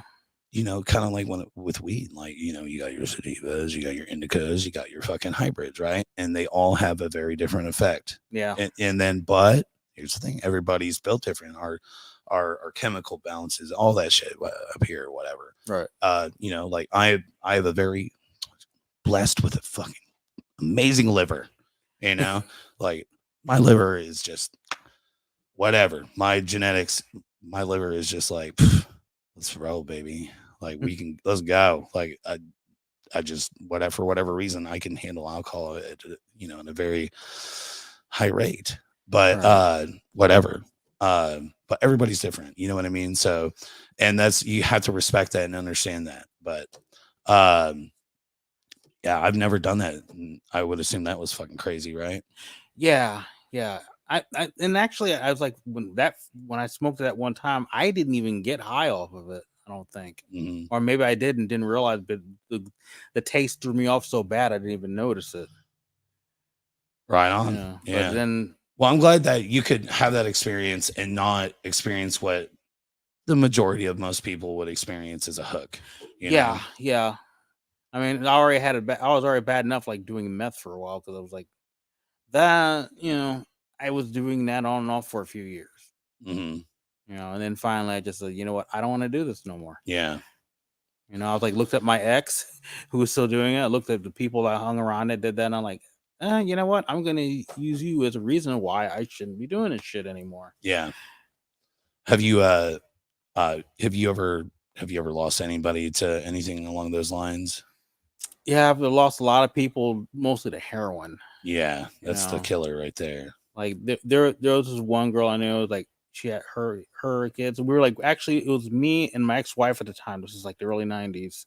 We're just living in this hotel in Hollywood, and we're all hanging out with her husband, her kids. I think her mother-in-law was there too. And we knew she did use, but you know, it wasn't like crazy. We didn't think she was, you know, that bad or whatever. Yeah. And she's like, "Hey, I'll be right back." And she went downstairs, and it was for the longest time she didn't come back. Turns out it was like one of us went to check on her, see how she was. She went down, she scored, and I don't know if it was like somebody gave her a hot shot or she had something bad or whatever. But then she was sitting against the wall around the corner and she died. right Damn. there, and it's like, and unfortunately, there's like so many people I knew that went out that same way. They weren't necessarily all friends, but like that was like it's a thing, you know. Yeah. And then I stayed. There was like a hotel I lived in. I've lived in a lot of hotels in Los Angeles. There was one I lived. It was in North Hollywood, and they were always pulling somebody dead out of there like once a week. You know, Crazy. and then it's usually because they either OD'd or they were older and had heart attacks, or you know, as in one case, somebody was murdered, and the person that murdered him was still living in the room with the body there for a while. Whoa. Yeah. That's fucking crazy. I was like, "Are you serious?" That's some balls and audacity. Yeah. That's fucked up. That kind of speaks to heroin in general, right there. Yeah. Is like Absolutely. the things that people do when they're like hooked on heroin are not of normal character of who they typically are. You know, like I've had very close friends that got hooked on it and you know fucking stole like from everybody. You know, their family, their friends, and you know, would just go the extra mile to, you know, whatever to make sure they can get that next fucking ride, you know? Yeah. But I have a lot of respect for people that have been hooked on heroin and got away, you know? And Absolutely, because that's not an easy thing to do. no, I mean, the chemicals that are in them, they're just overpowering, you know? And don't get me wrong, I've never done heroin, but I understand. Like technically, I guess I have. I have what is it? Remember the opium, which is Yeah. like a family member of the heroin. Yeah. But it's rock. Break it up. You're smoking fucking whatever. Rock, dust, whatever. But man, like I do have a lot of respect for people that can actually beat it. And you know, at the end of the day, like I've always looked at heroin as, and that's why I won't fuck with it. I just won't touch it. I don't have an issue with needles. I have an issue with, you know, just knowing how profoundly awful it is and what it could do. So Yeah. but this is the way I've kind of mentally tried to understand it as a person that's never really done heroin, truly never done heroin. And I say it like that because of the fact that I have smoked like red rock opium and black rock opium or whatever, Right. or black tar, whatever they fucking call it. To do heroin is, and again, this is the brain of Shipwreck Shep here. My logic here. You get, so you do fucking heroines, right? So basically you get on this train. Okay. And most people, when they get on this fucking train, they cannot get off this train. Like they want to, but they just fucking can't. They will do anything to stay on that train. And some people are strong enough and make it out and they get off that train and they live the rest of their life and never do it again. But the truth is, once you get on that train, you can get off, but you never leave the train station. Yeah. You're stuck. You're stuck there. And it's a fight. It's a discipline that most people will never have to experience in their life. And it says a lot about a person to travel that and live every day in that, you know, in that mindset to where it hits you, you know? Yeah. But I don't know. I've never done heroin, but that's my point of view. That's how I mentally capacitate the whole thing. So, but I have a lot of friends that have done it. And I have a few friends that have been able to walk away from it, and I love them and I respect them even more for being able to manage that fucking battle. So, what's the most craziest drug story you ever had, Juan? Let's switch it to positive. Yeah. Okay. Most crazy Like, what? wildest or craziest like drug story you got? Wow, it was a crazy drug story. I think that was it. I told you. Yeah. Right on. Yeah. I mean, doing meth ran into some crazy shit, you Mhm. know, and used to know a friend of a guy I knew that apparently he did so much tweak he thought, you know, it'd be a good idea to try to make a detachable face VCR like the old detachable face car Mhm. stereos. He thought, oh, I'm gonna do that. Obviously that didn't work. Yeah. You know. You know, like a couple people staying in another hotel with, like they kind of picked apart a air conditioner. No reason. Just took it apart. Just took it apart. Sounds like me when I was a little kid. I used to take shit apart just to figure out how it works. Yeah. We were talking about Pokemon actually, and that kind of ties into this actually. Oh yeah. It's community day, Yeah. everybody. If you play Pokemon Go, get you that shiny. Back in, you know, this is back in the 90s. I was with this one ex who we used to do meth together. She was a little bit more heavier on it than I was. Mhm. And this was when the Pokemon cards were big, when it first kind of came out. Oh yeah. So like Yeah. late 90s. Yeah. Yeah. And she would collect Pokemon cards, and she also collect stickers. And she had like albums for them. I'm like, okay. She would get high, you know, and then sometimes for 8 to 10 hours she would sit there rearranging the cards and stickers for 8 hours and talking the whole time. I was like,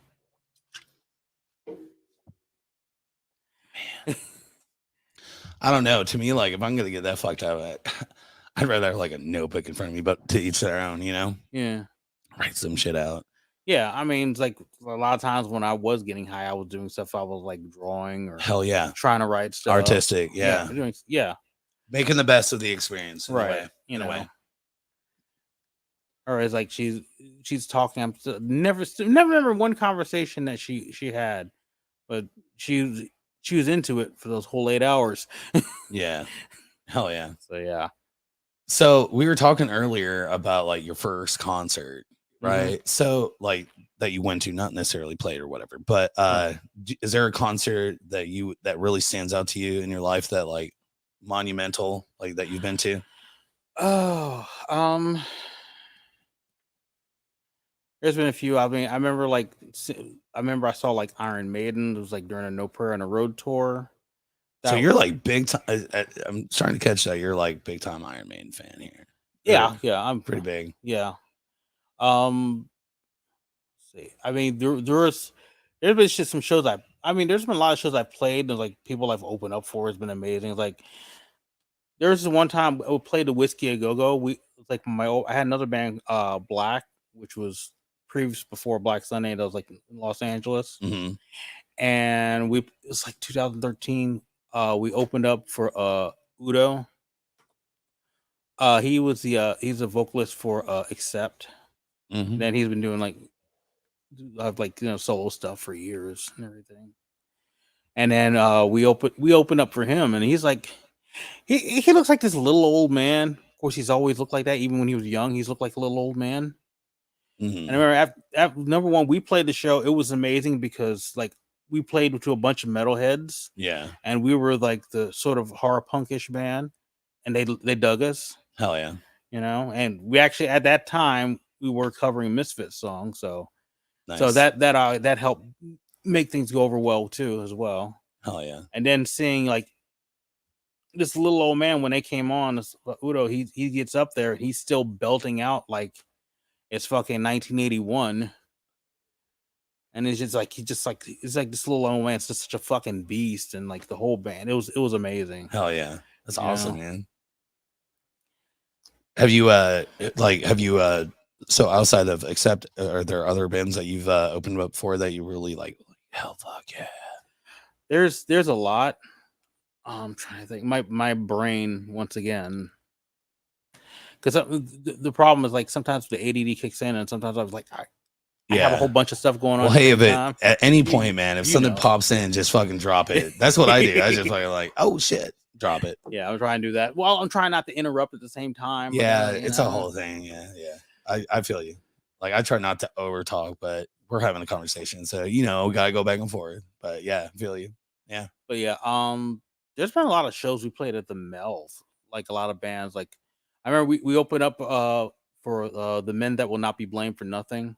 I don't know Mhm. if you were. Oh you remember yeah, that from show? the UK. Yeah. Yeah, dude, I Yeah. fucking bought the record. That was a fucking Oh my badass god, show, man. dude! I was like, I had never heard him before, Yeah, and then I don't know what I was expecting when they were playing. Like I heard steampunk, I'm like, okay, this is gonna be, I guess. yeah, And they played. I'm like, oh shit, it fuck yeah, man. was Yeah, insane. I was impressed. I bought a fucking record. And I was like, fuck yeah, these motherfuckers.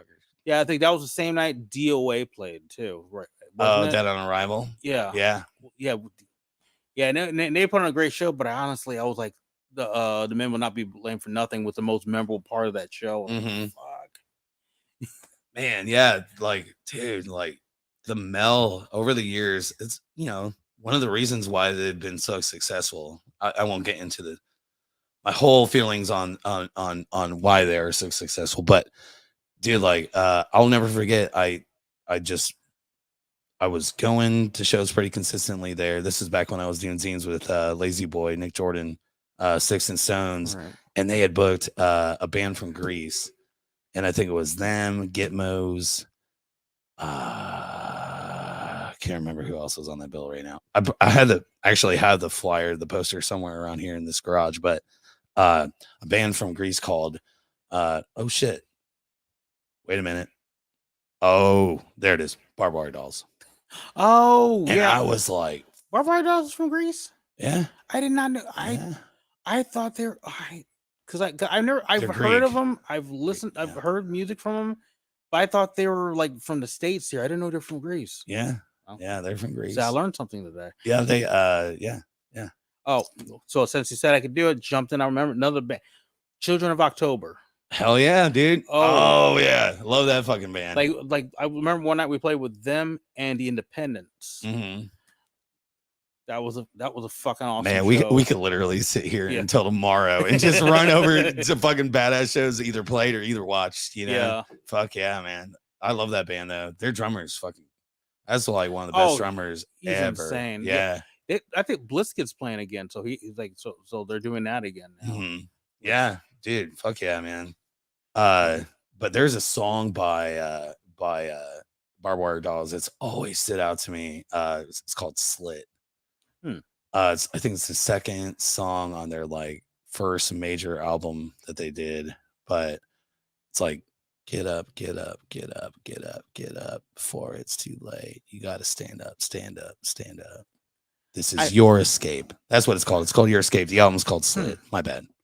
Album's called Slit. The song. I might be one of those things if I hear it, I might go, oh wait. Oh, dude, that song comes on and I'm like, fucking turn that bitch up. I fucking love that song. It's got a really good guitar riff to it. But yeah, I fell in love with that band. They're dope. Great stage presence. It's probably one of the best touring bands that I had like back then. Like I had seen that just really fucking popped to me. So, Isis, excuse me. She's pretty good looking woman too, but whatever. Right. Definitely not why, obviously not what really drew me to them. It was that fucking punk energy, that fucking stage presence energy. And by the way, like, the last band that, oh God, Shep, motherfucker, Motorhead, fucking, their album, their record company, they actually signed by Barbed Wire Dolls before old boy passed away. Oh, or Lemmy, yeah. But I haven't heard much from them since Isis got pregnant. So yeah, she had a kid. Yeah, sometimes that kind of slows down things. Like, okay, well, focus on family, everything. Absolutely, yeah. But so where were we here? We were talking basically about like badass bands that you've played for, and initially I was curious if there was a show that that you had been to that really stood out to you. Is there like a show that really stands out to you that you've played? Like, I hate to do that because it's like, what's your favorite movie? Like, what's your favorite scary movie? What's your favorite album you've ever listened to? It's a little tough to do that, but do you think there's a live show that you've played that really just kind of stands out? There's a few. I mean, honestly, a lot of shows, especially over the past few years, a lot of them stand out to me. because I can't say I can't really say I've have been part of like a bad show in a while. Oh, You yeah. know, Yeah. There's no such thing as a bad show, just bad moments. yeah, Right? Something like and that. especially since like one thing I noticed difference between like playing shows when I was in California and playing shows out here. People in Indianapolis seem more about just showing up, coming to see a show and seeing music, live Mhm. music rather.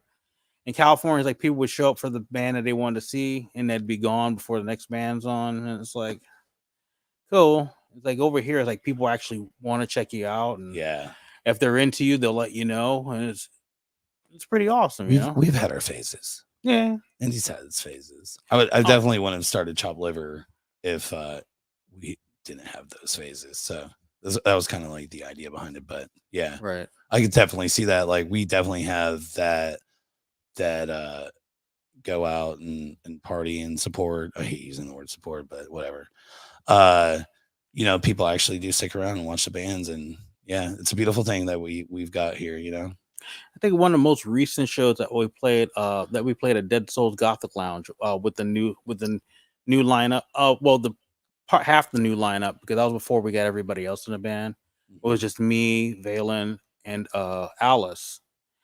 I was like, I mean, it was a little different playing with like a laptop, just a couple people.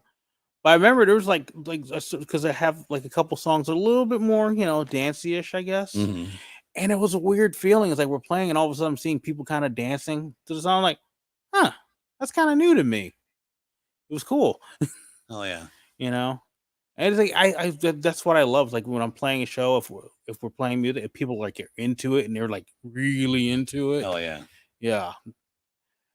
Gotta get you into some house shows, man. Yeah, definitely. Because like my brain just automatically went there again. Because playing house shows, man, it's always gonna be just a little bit more romantic. Yeah. In a way. Yeah. Because it's, I don't know. Or actually, I think the the more correct term for that, I think it's intimate. There you go, intimate. Yeah, yeah. An intimate set with such and such a band. Yeah. Well, being at a show and not having,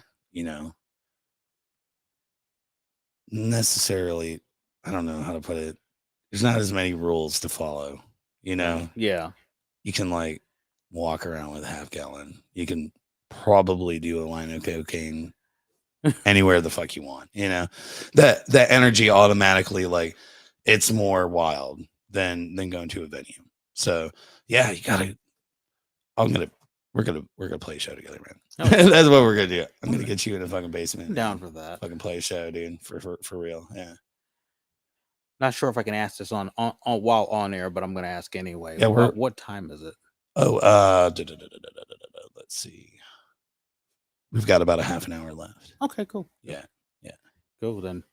And we talk some more shit. Flew by pretty fast, right? Yeah, it did actually. That's why I was like asking, like, wait a minute. Yeah, it seems like we just started like 10 minutes ago, and here we are. It's like we're already like 2 hours deep, basically. Yeah, that's why like I've done a couple podcasts before, like been a guest on a couple podcasts, and I felt kind of awkward.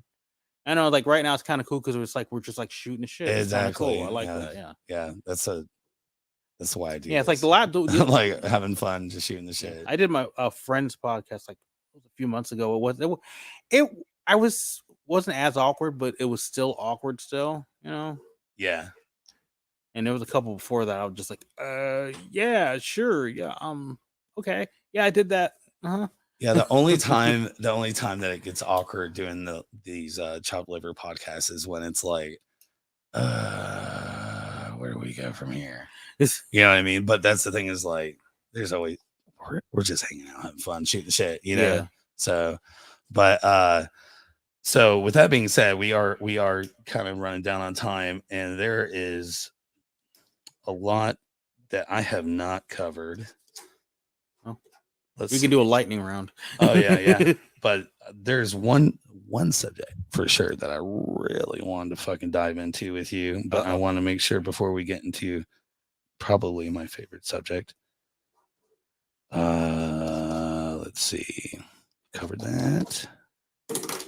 Fuck it. Let's do it. Ghosts. The band or the actual? No, like you're like, I'm pretty sure like you've had experiences with the paranormal. Oh yeah, yeah. That was one of the big things coming to the show. I was like, I cannot wait to talk to Juan about yeah. fucking paranormal. Which Yeah. I'm sure like we have like, I don't know right now. I think we're 8. So we're at 8 people, whatever. We're bouncing somewhere between like 6 and 15 consistently, but that number is probably going to drop because a lot of people just don't want to hear about it. But All right, for you 8 people, listen to this. like we're looking at the camera like, I see dead people. Like, oh fuck. So yeah, man, like yeah. Yeah, I mean, number one is like where I live. It's a haunted trailer park.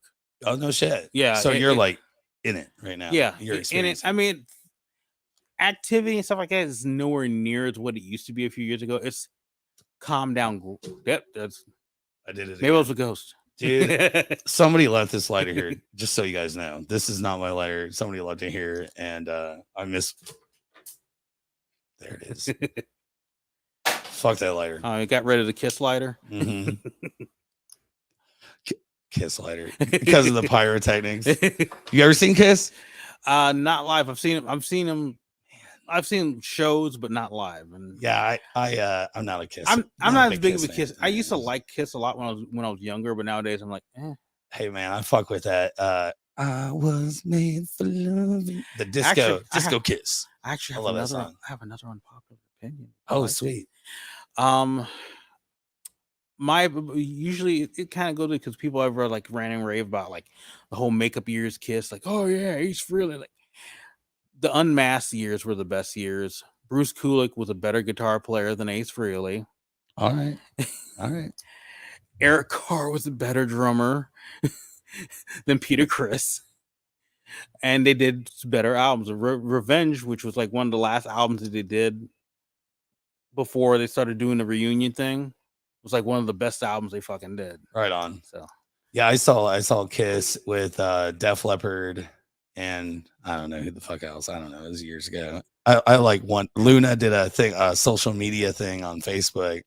First person to come in and name an album by Kiss. Right. And I was working like 3/4 of a mile down the street when I saw. I was like, I'm like, I want to fucking see Kiss. Yeah, I want to see fucking Def Leppard.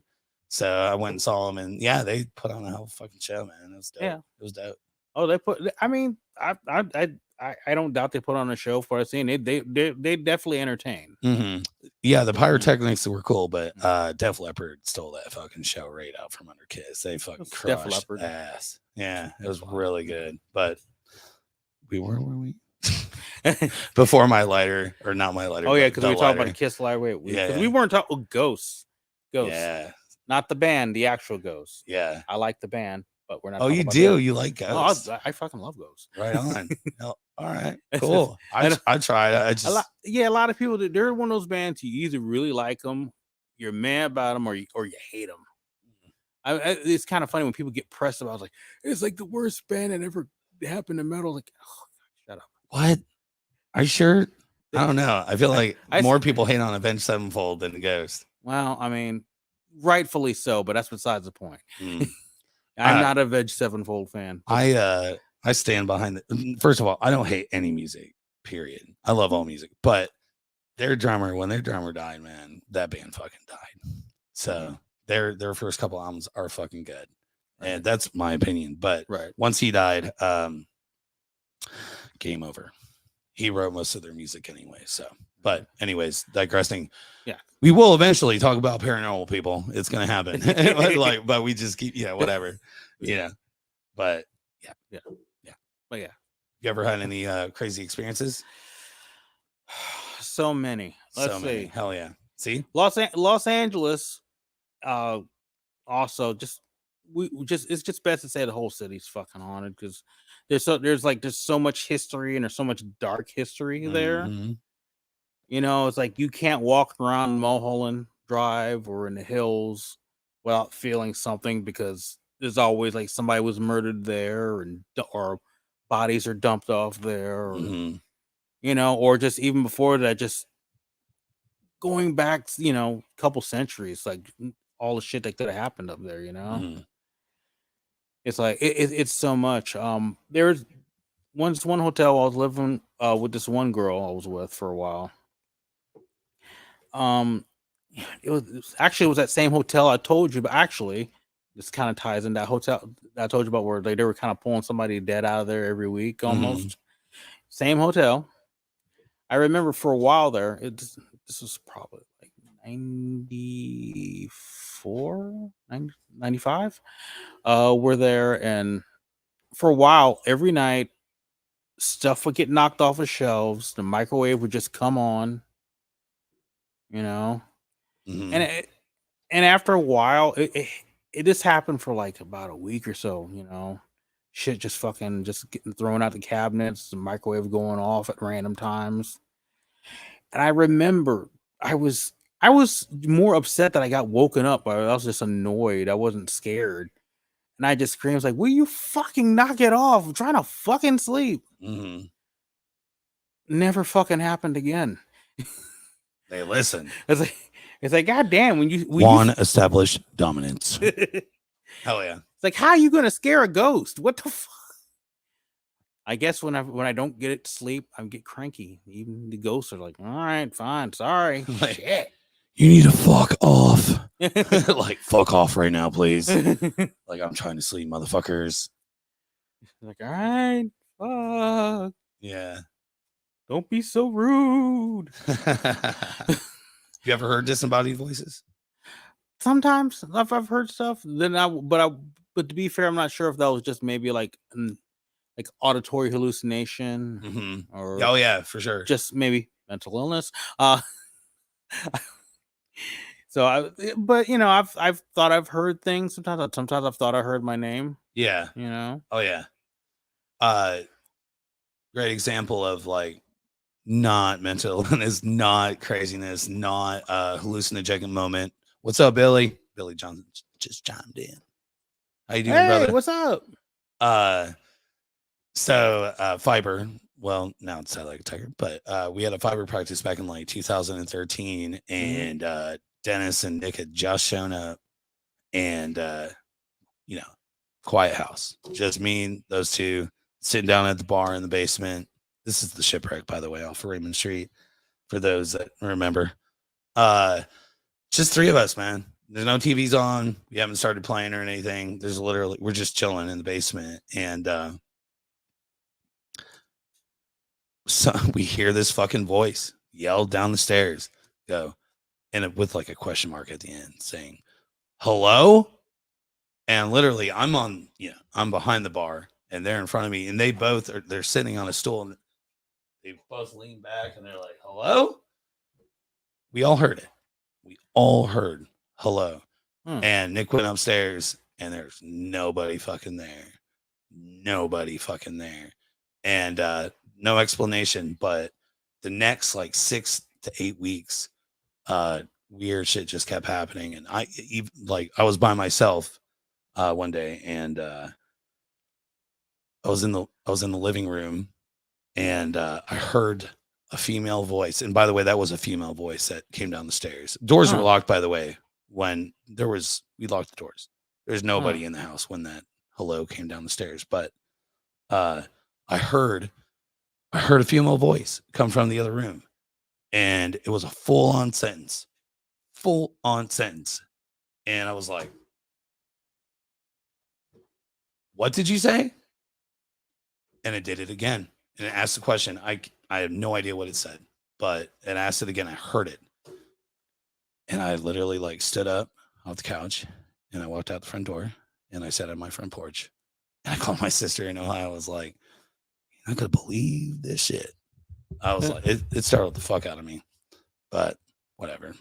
Yeah, that's kind of freaky, Yeah, dude. Disembodied voices is a weird thing. That is. But also, heard things like if you ever hear somebody like call your name or something, you don't answer it, or something like that. Or I don't know about that. Not answering it. Yeah, because it's usually a bad thing. If it's like if like somebody's like trying, or like somebody like you hear a voice that's, I think it's supposed to be your own or something like that. Oh yeah. Yeah. Hmm. I don't know. It's like I'd have to ask my spouse about that. Kind of goes into the realm of Ouija board. Like you don't pick up the phone. You're not supposed to. Right. I used to do. Actually, if you take a moment and look, there's an actual Ouija board hanging up there. That's an actual one that was made for me, and then I've got the old Milton Bradley. Oh shit! I'm hanging blind up as fuck, over there. son. I'm like looking. I'm like, wait. Yeah. I don't see the Ouija board. You see? Oh, did you see it? No. Right, okay. Oh, there it is, right there. So that's the Milton Bradley up there. I guess Okay. I could probably put a camera on it, but whatever. No, anyway, you can imagine people out. I understand. There's a But Ouija board there that see- looks like a Ouija board. See that one right there? It's a circle board, wooden board. It's see the acoustic in here. Hold on, now I see acoustic and keep going around. Top corner right there. See it? There you Oh, go. yeah. Oh, okay. That's over a here. real Ouija board. Oh wow. A Warlock made that for me back when like 05. But I used to fuck with them, and then I had enough experiences that I don't fuck with them anymore. So too much fucked up shit. You have a crazy thing you've ever experienced, like a little over the top? Yeah, that was like that one time. More recently, like since living and in the area that we live at now, we've had weird things happen. Like sometimes we just see things. Sometimes you just see like random animals walking through. Mm-hmm. I'd be going to the bathroom in the middle of the night and I'd see a cat and I'd be like, wait a minute, you're not one of my cats. And then don't see it. You know, That's wild. there's been times I've been woken up by something grabbing my foot sometimes. Yeah, that shit sucks. I always say it's just like, ghosts being dicks. Mhm. It's like anything we've had has never been malevolent over there. It's just been either curious or probably just fucking around. Yeah, that's a thing. Like, I malevolent, like, purposely causing harm. I've really never truly experienced that. I've had, I've been whatever grabbed. I've had marks left on me and stuff like that, but never felt like it was malevolent. Maybe annoyed a little bit. Oh yeah, I've gotten that before. Yeah, I've gotten that before. It's like like you're not welcome here. that happened to me one time on Islet because I used to sometimes hang out at Hollywood Forever Cemetery, and I was in there taking pictures. And this one, it was I think it was the same day. It was like there was one time I was going through one of the mausoleums, and I heard like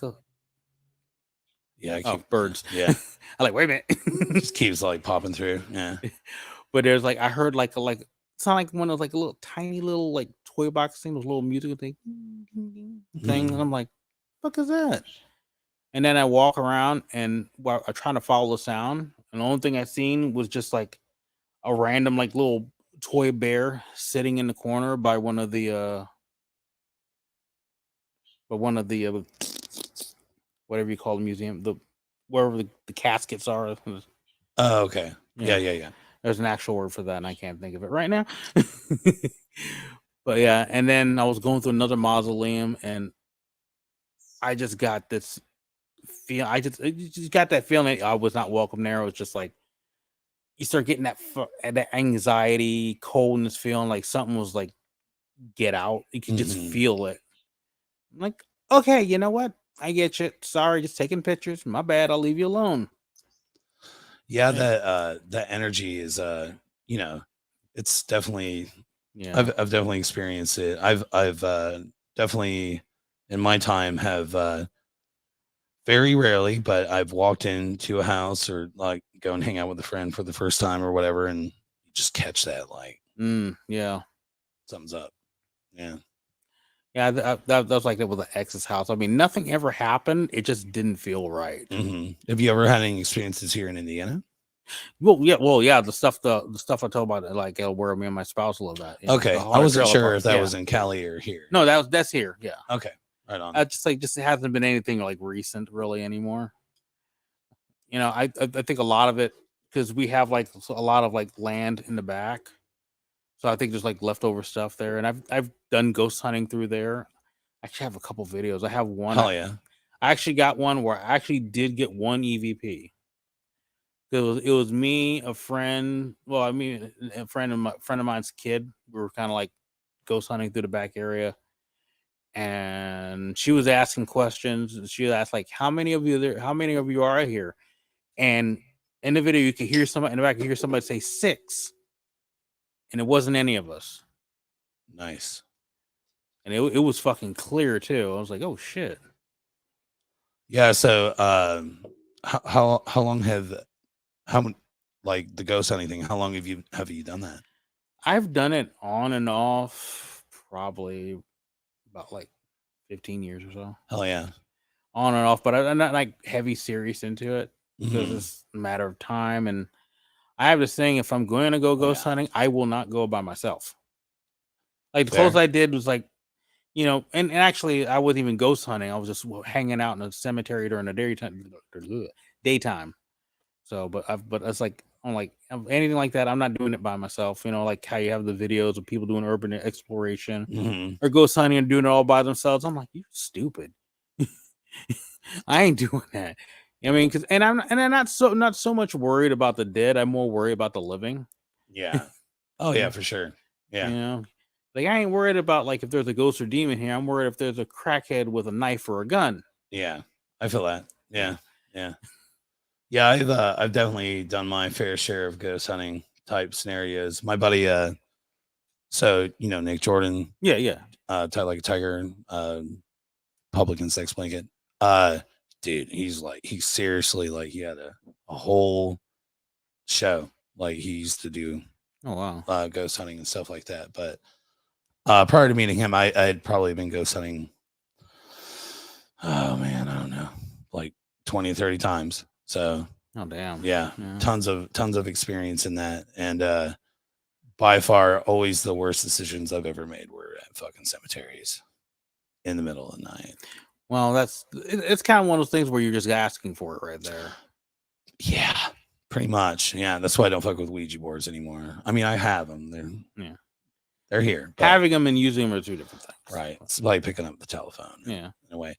And, not to like bust out the whole like ideal and whatever the spiritual side of things, but there's so many arguments to what that whole realm actually is. Like, yeah. Could be a different dimension. Could be, some people would even say aliens, that blah, blah, blah. Like it's kind of crazy, like how far people will go into the concept of that. What's up, Derek? Take a seat, man. That is not a ghost. I need 2 microphones. You too? I got a guy. You got a guy? I got a guy. Is it Fred? It's not Fred. Okay. Is it Chad? All right. I got a guy though. You got a guy. All right. Right on. Well, so Derek May just walked in the door. I told you like this happens. Like we have people. Are you guys coming up on a break? Well, Juan is, where are we on time? Juan's got less than 15 minutes before he has to roll. So yeah. Do you want to do 15 minutes and then we'll break and see where we get from there? No, man, you're fucking here. Take a seat. Go get your guy. So yeah, that's Derek Mays. He's a drummer here in Indy. Yeah, known him for years. I'm not sure you ever met Derek, but I think so. Yeah. Right on. Yeah. He does. What else has he done? MG in the Gas City 3. He played with Stick the Ripper for a little bit, and then the come arounds. Fuck, what's it called? Either way, yeah. So yeah, we were speaking of going to cemeteries and using Ouija boards. Another place that's kind of like that was kind of falls along the same line as the cemetery thing of fucking around and finding out in the cemetery. There's this place in Pasadena. It's Pasadena Bridge, and this is nicknamed Suicide Bridge because it's ever since they were building it up until the past few years, people have been going and committing suicide or have died there, and it's still a thing. And this is in California. Yeah, Pasadena, California. So I should have specified. Well, it's there's a Nashville, Indiana. You get it? Yeah, what I'm saying. So just want Hollywood, Florida. So yeah, right. But yeah, it's like there's actually like there's like sales of like there's like people that fell into like the concrete pillars when they were first building it. So it's been it's Should I get that open or? Either way, it's cool. Showing up with hams, Doing things doing things. and whatnots. Don't forget about whatnots. Do you want to see? Yeah, I'll get you set up here in a little bit. That computer's already running though. Is it? Yeah. Cool. Guys, sit down, bitch. Where were we? The yeah You get it. yeah passing the bridge, suicide bridge. mhm. But yeah, there's like there's just a whole feeling of dread when you're over there. It's like I've kind of caught stuff and I've got that unwelcome feeling from there too. Oh shit! Am I on camera? Yeah, sure. What was your name, man? Jay. Jay. Yeah. So I love you, by the way. we're gonna take. I love you, by the way. Oh, it's nice to know somebody loves I mean, me. I hate you too. So like, you have that whole like. We're gonna get into it. So we're gonna go ahead and I'm gonna get everything set up here. We're gonna check out a song by Juan Blak called "Another Night." Is that cool? Yeah. All right. We'll switch it over here.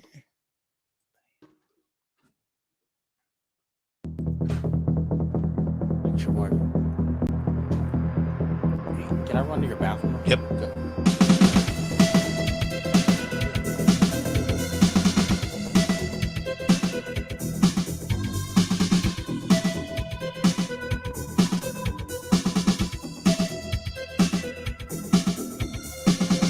City lights along the boulevard, I'm all alone. Only my thoughts keep me company. Another night like any other night. Another night like any other night.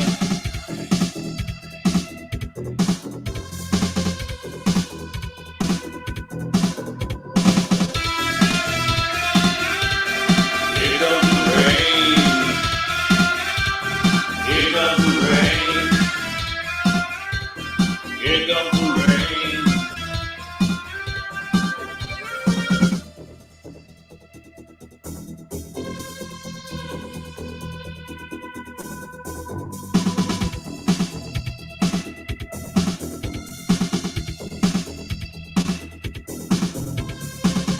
Memories still haunting me of what we used to be. The night's done without you here. This is my greatest fear. Here comes the rain. Here comes the rain. Here comes the rain.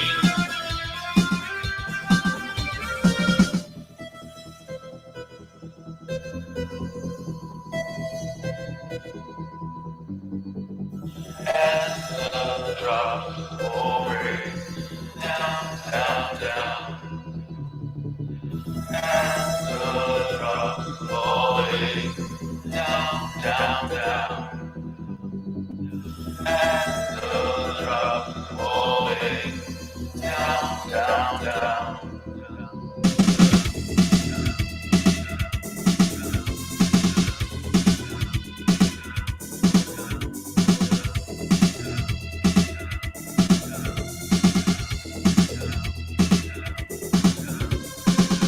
I'm forgotten by you. I'm sorted by you. I still miss you. I don't want you. Here comes the rain. Here comes the rain. Here comes the rain. Here comes the rain. Here comes the rain. Here comes the rain. Here comes the rain.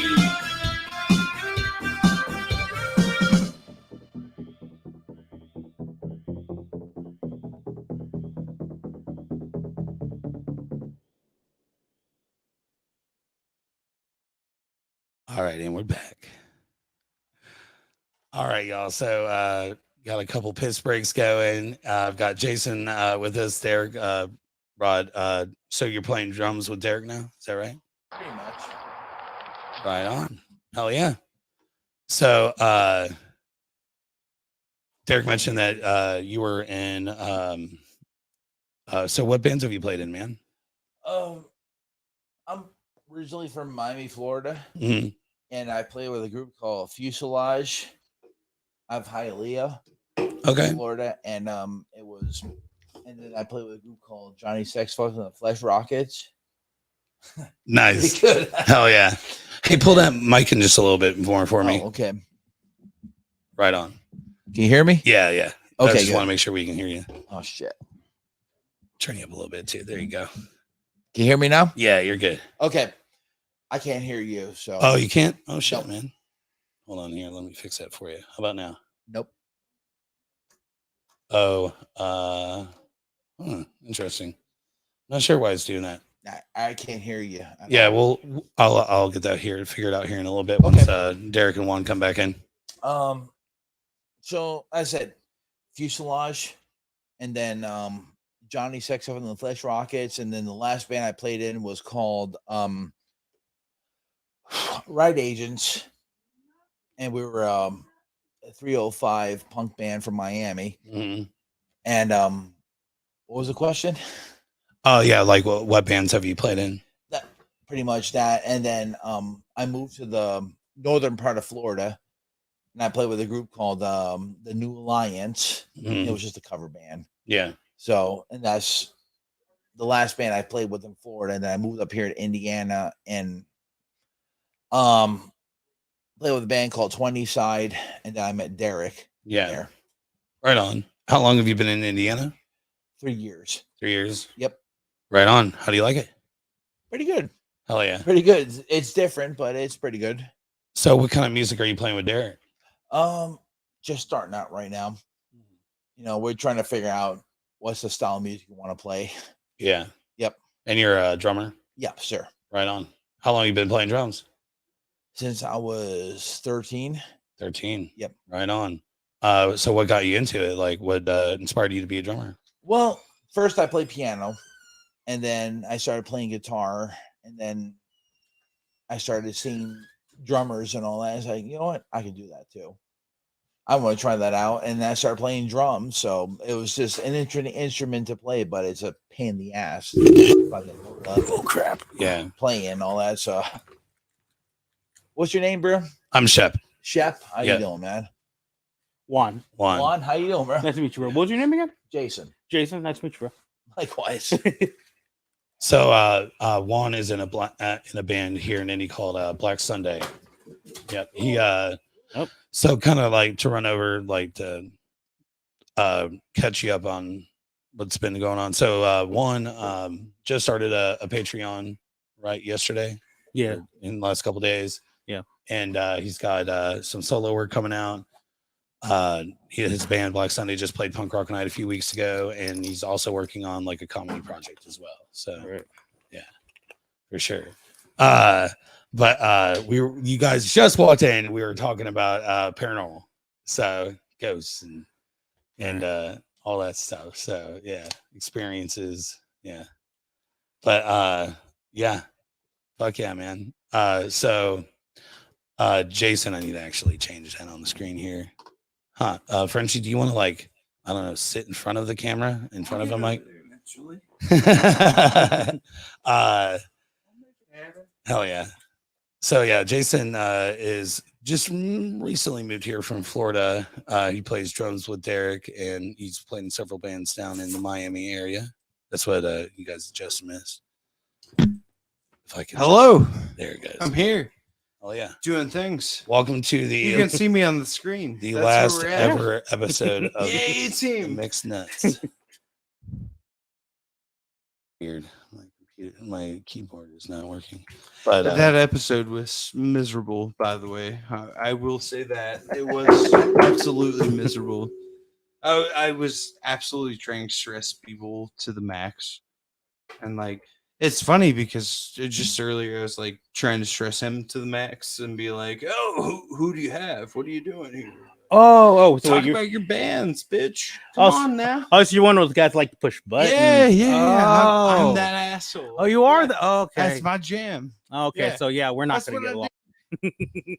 Oh, dude, We are not gonna get along, brother. You know what? It doesn't matter to me. Oh, don't matter. We Good. cannot get along, but I get along with that guy, and he plays the drums. So That's good. I'm gonna hurt you. What? I'm gonna hurt you. Now, No, you're not. Shut up, Derek. Heard him. He heard Stop me. it. There we go. Trying to fix Jason. Jason, do you have an Instagram you want to put out there for people? Nope. All right. I don't have an Instagram. Fair enough. All right. You can like and follow him at fuckyou@fuckyou.com. So I think you guys have been drinking. Oh, absolutely. With drinking. I thought they were sober. It's like a thing you do to make sure you're. Oh, gee, we've done Hydrated. half a bottle of Johnny Walker by now. Good stuff. I feel like, was it half a bottle, give or take? I say about maybe 5/8 of it. Yeah, 5/8 of a bottle 5/8. of Johnny Walker. Nice. Yeah, Almost 2/3. it's my dude. So yeah. I love you, Jason. All You're my Juan. dude. I'm sorry. This is like how this all transpired here, because it like literally this is the time that we planned on ending the show. Yeah. So So I mean, we can. We can like as far as Dude, my segment here, we can kind of can I ask some wrap it up. questions? Hang on 1 second. yeah, just like It's like maybe wrap real up. We quick. can like talk about a couple things and then I will let you ask your question then first, sir. What's up? How do you feel about having the piano band come in and just wreck your shit and play the things? The piano band. Yeah. What are you talking Is that about? the reference to the stuff that you and Jason are doing?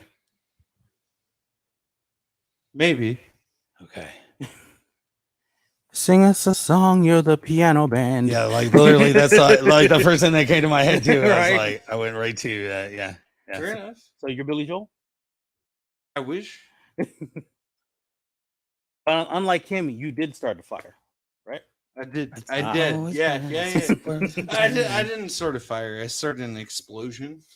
So like that. Definitely an explosion I or guess, something. I guess that's my response to that. This is like I started an explosion. What are you doing?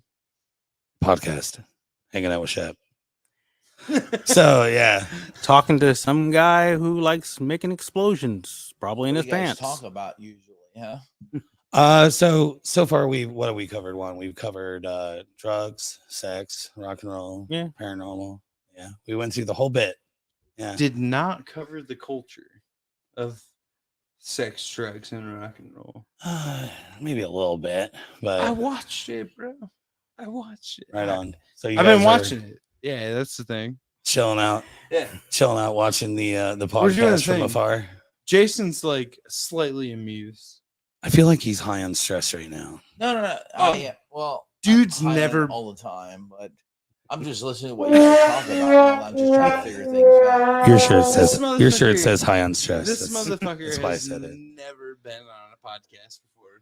My first time. Right off, man. Yeah. So this is basically just hanging out and shooting the shit and drinking and whatever, just We're doing stuffs. with the record button running. Yeah, I don't whatnot. drink, so I Live. stopped doing that shit yesterday. So Hell yeah. So yeah, the shirt. What's the story behind the shirt? okay, you ever seen Revenge of the Nerds? Yeah. Okay, so that character Booger, Booger. Yeah. yep, that's the shirt he wore. I got you. That's why it Okay. looks familiar. I remember that now. Jason, do you Hey, want now you remember it, huh? Yeah. Jason, do you want this beer? Sure, why not? You should take it. When in Rome. Oh, shit. So because I know you're running short on time, man. I want to run over the things real quick. You gotta So- give us the pertinent facts. One, you've got some solo work coming out. You got Yeah. some comedy work coming out. You Yeah. just started a Patreon. Yeah. By the way, we did play that music video while it went and took a PS. Oh yeah. So let's see here. We talked about Elegant Bastards. Yeah. We covered our paranormal, and we got to learn a lot about like your life and experience, man. You know, so I really appreciate you coming out here, man, and making the drive and fucking hanging out. Oh, I appreciate it. I had fun here. Hell yeah. It was like I said, we were just shooting the shit. Next thing you know, it's like, oh, that time did go by fast. Yeah, it flies, man. That's why I always tell people like you would be surprised how fast 3 hours runs by. It's And then just- random people start showing That up. is and we definitely a start thing, hitting yeah. on you, and it's just a thing. but for sure, check out Juan's Patreon. It's patreon.com/Blak Show, right? Hell Black yeah. TV. Black TV. Black Yeah. TV. Yeah. I didn't look at my notes and I should have, but yeah. Is that like a straight up .com, like blacktv.com? No, it's Patreon. that's Patreon.com Patreon. /Black TV. BLAK TV. So I was really hoping it was like a blacktv.com. No, I have a blacksunday.com. That's Hell yeah. that- Black Sun. Is that your? the band's website. yeah. That's the official website, That's for stuff. What's that from a band? Yeah. dude. That's such a great website. Like fuck you, blacktv.com. Hell yeah. Give it to me. So yeah, let's go ahead and wrap up the episode, and then if you know we're gonna continue doing, we'll come back to it. But thank you so much, man. Right on. Hopefully, Appreciate you having me out. you can get a VHS player. Watch that fucking Crow film on VHS. I would assume you probably have it on like DVD or Blu-ray or whatever. Yeah, I probably can find out on streaming too. But Oh, yeah, for I sure. mean, it's media. Do you have any shows coming up booked at all? Right now, the only show I have coming up is it's in October. Gallows Dance up in it's like going to be at the Block House in Bloomington. What do you play, man? Huh? Juan, right? Yeah, What do you play, man? I'm singer. Oh, you're a singer? Yeah. Oh, please let let this happen right What's the name of your band? Black Sunday also have like 2 different other projects too. Okay, but okay, so Black Sunday. Yeah, Mhm. Black Okay. Sunday is my main band. Yeah. I'll Oh, check you guys out. Definitely. Is there if Definitely I should. throw a plug on there, or I'm sorry. if I throw a plug? Yeah. It's just, even though the band's not around anymore, but check out Ride Agents for my 305 Punk. Oh yeah. Yeah. Yeah. I mean, we'll come back in if you guys want. But Okay. I do I want know what you were doing, man. I'm And sorry. yeah. Well, Shut the fuck my up, fault, Shep. my Let him fault. have his plug. yeah. I mean, I'm sorry. I don't know what you guys are doing. oh yeah. No, yeah. Fuck yeah. But yeah, man. Thank you so much, Juan. Appreciate I it. love you, Thank buddy. It's I've known you forever, man. Like, get to sit down and actually talk to you, get to know you, and everybody that tuned in wants It's to know you really better. weird to sit next to the couch, like next on the couch to this motherfucker, because I've watched him like just kill it on stage Hell so yeah. many times, Absolutely. and now I'm standing here and I'm like, oh. right on, y'all. Oh, Derek. You lost her words. Well, there. he may have to, he may have to He change his does a underwear. great show, dude. So, I'm yeah. sorry. Fuck. Definitely. You do a great if job, you're down bro. in Bloomington. Check out. This has been a commercial for Depends Undergarments. Check out. I'm gonna hurt you with my penis. Black Sunday. Playing down in Bloomington in October at the Block House, and check out his Patreon and follow him online at pretty much everything Black Sunday. 1, 2, So- 3. Can I count it in? 1, 2, 3. All right, y'all. This is not going. Last and final episode of Mixed Nuts. We'll have something new for you here in 2 weeks. We'll be back with a God damn with it. a rebrand of the Sunday version of Midweek Crisis. 1, 2, 3. So again, No? thanks for Nothing. love you, God man. damn it. Appreciate you. All right, go ahead and rock this out. And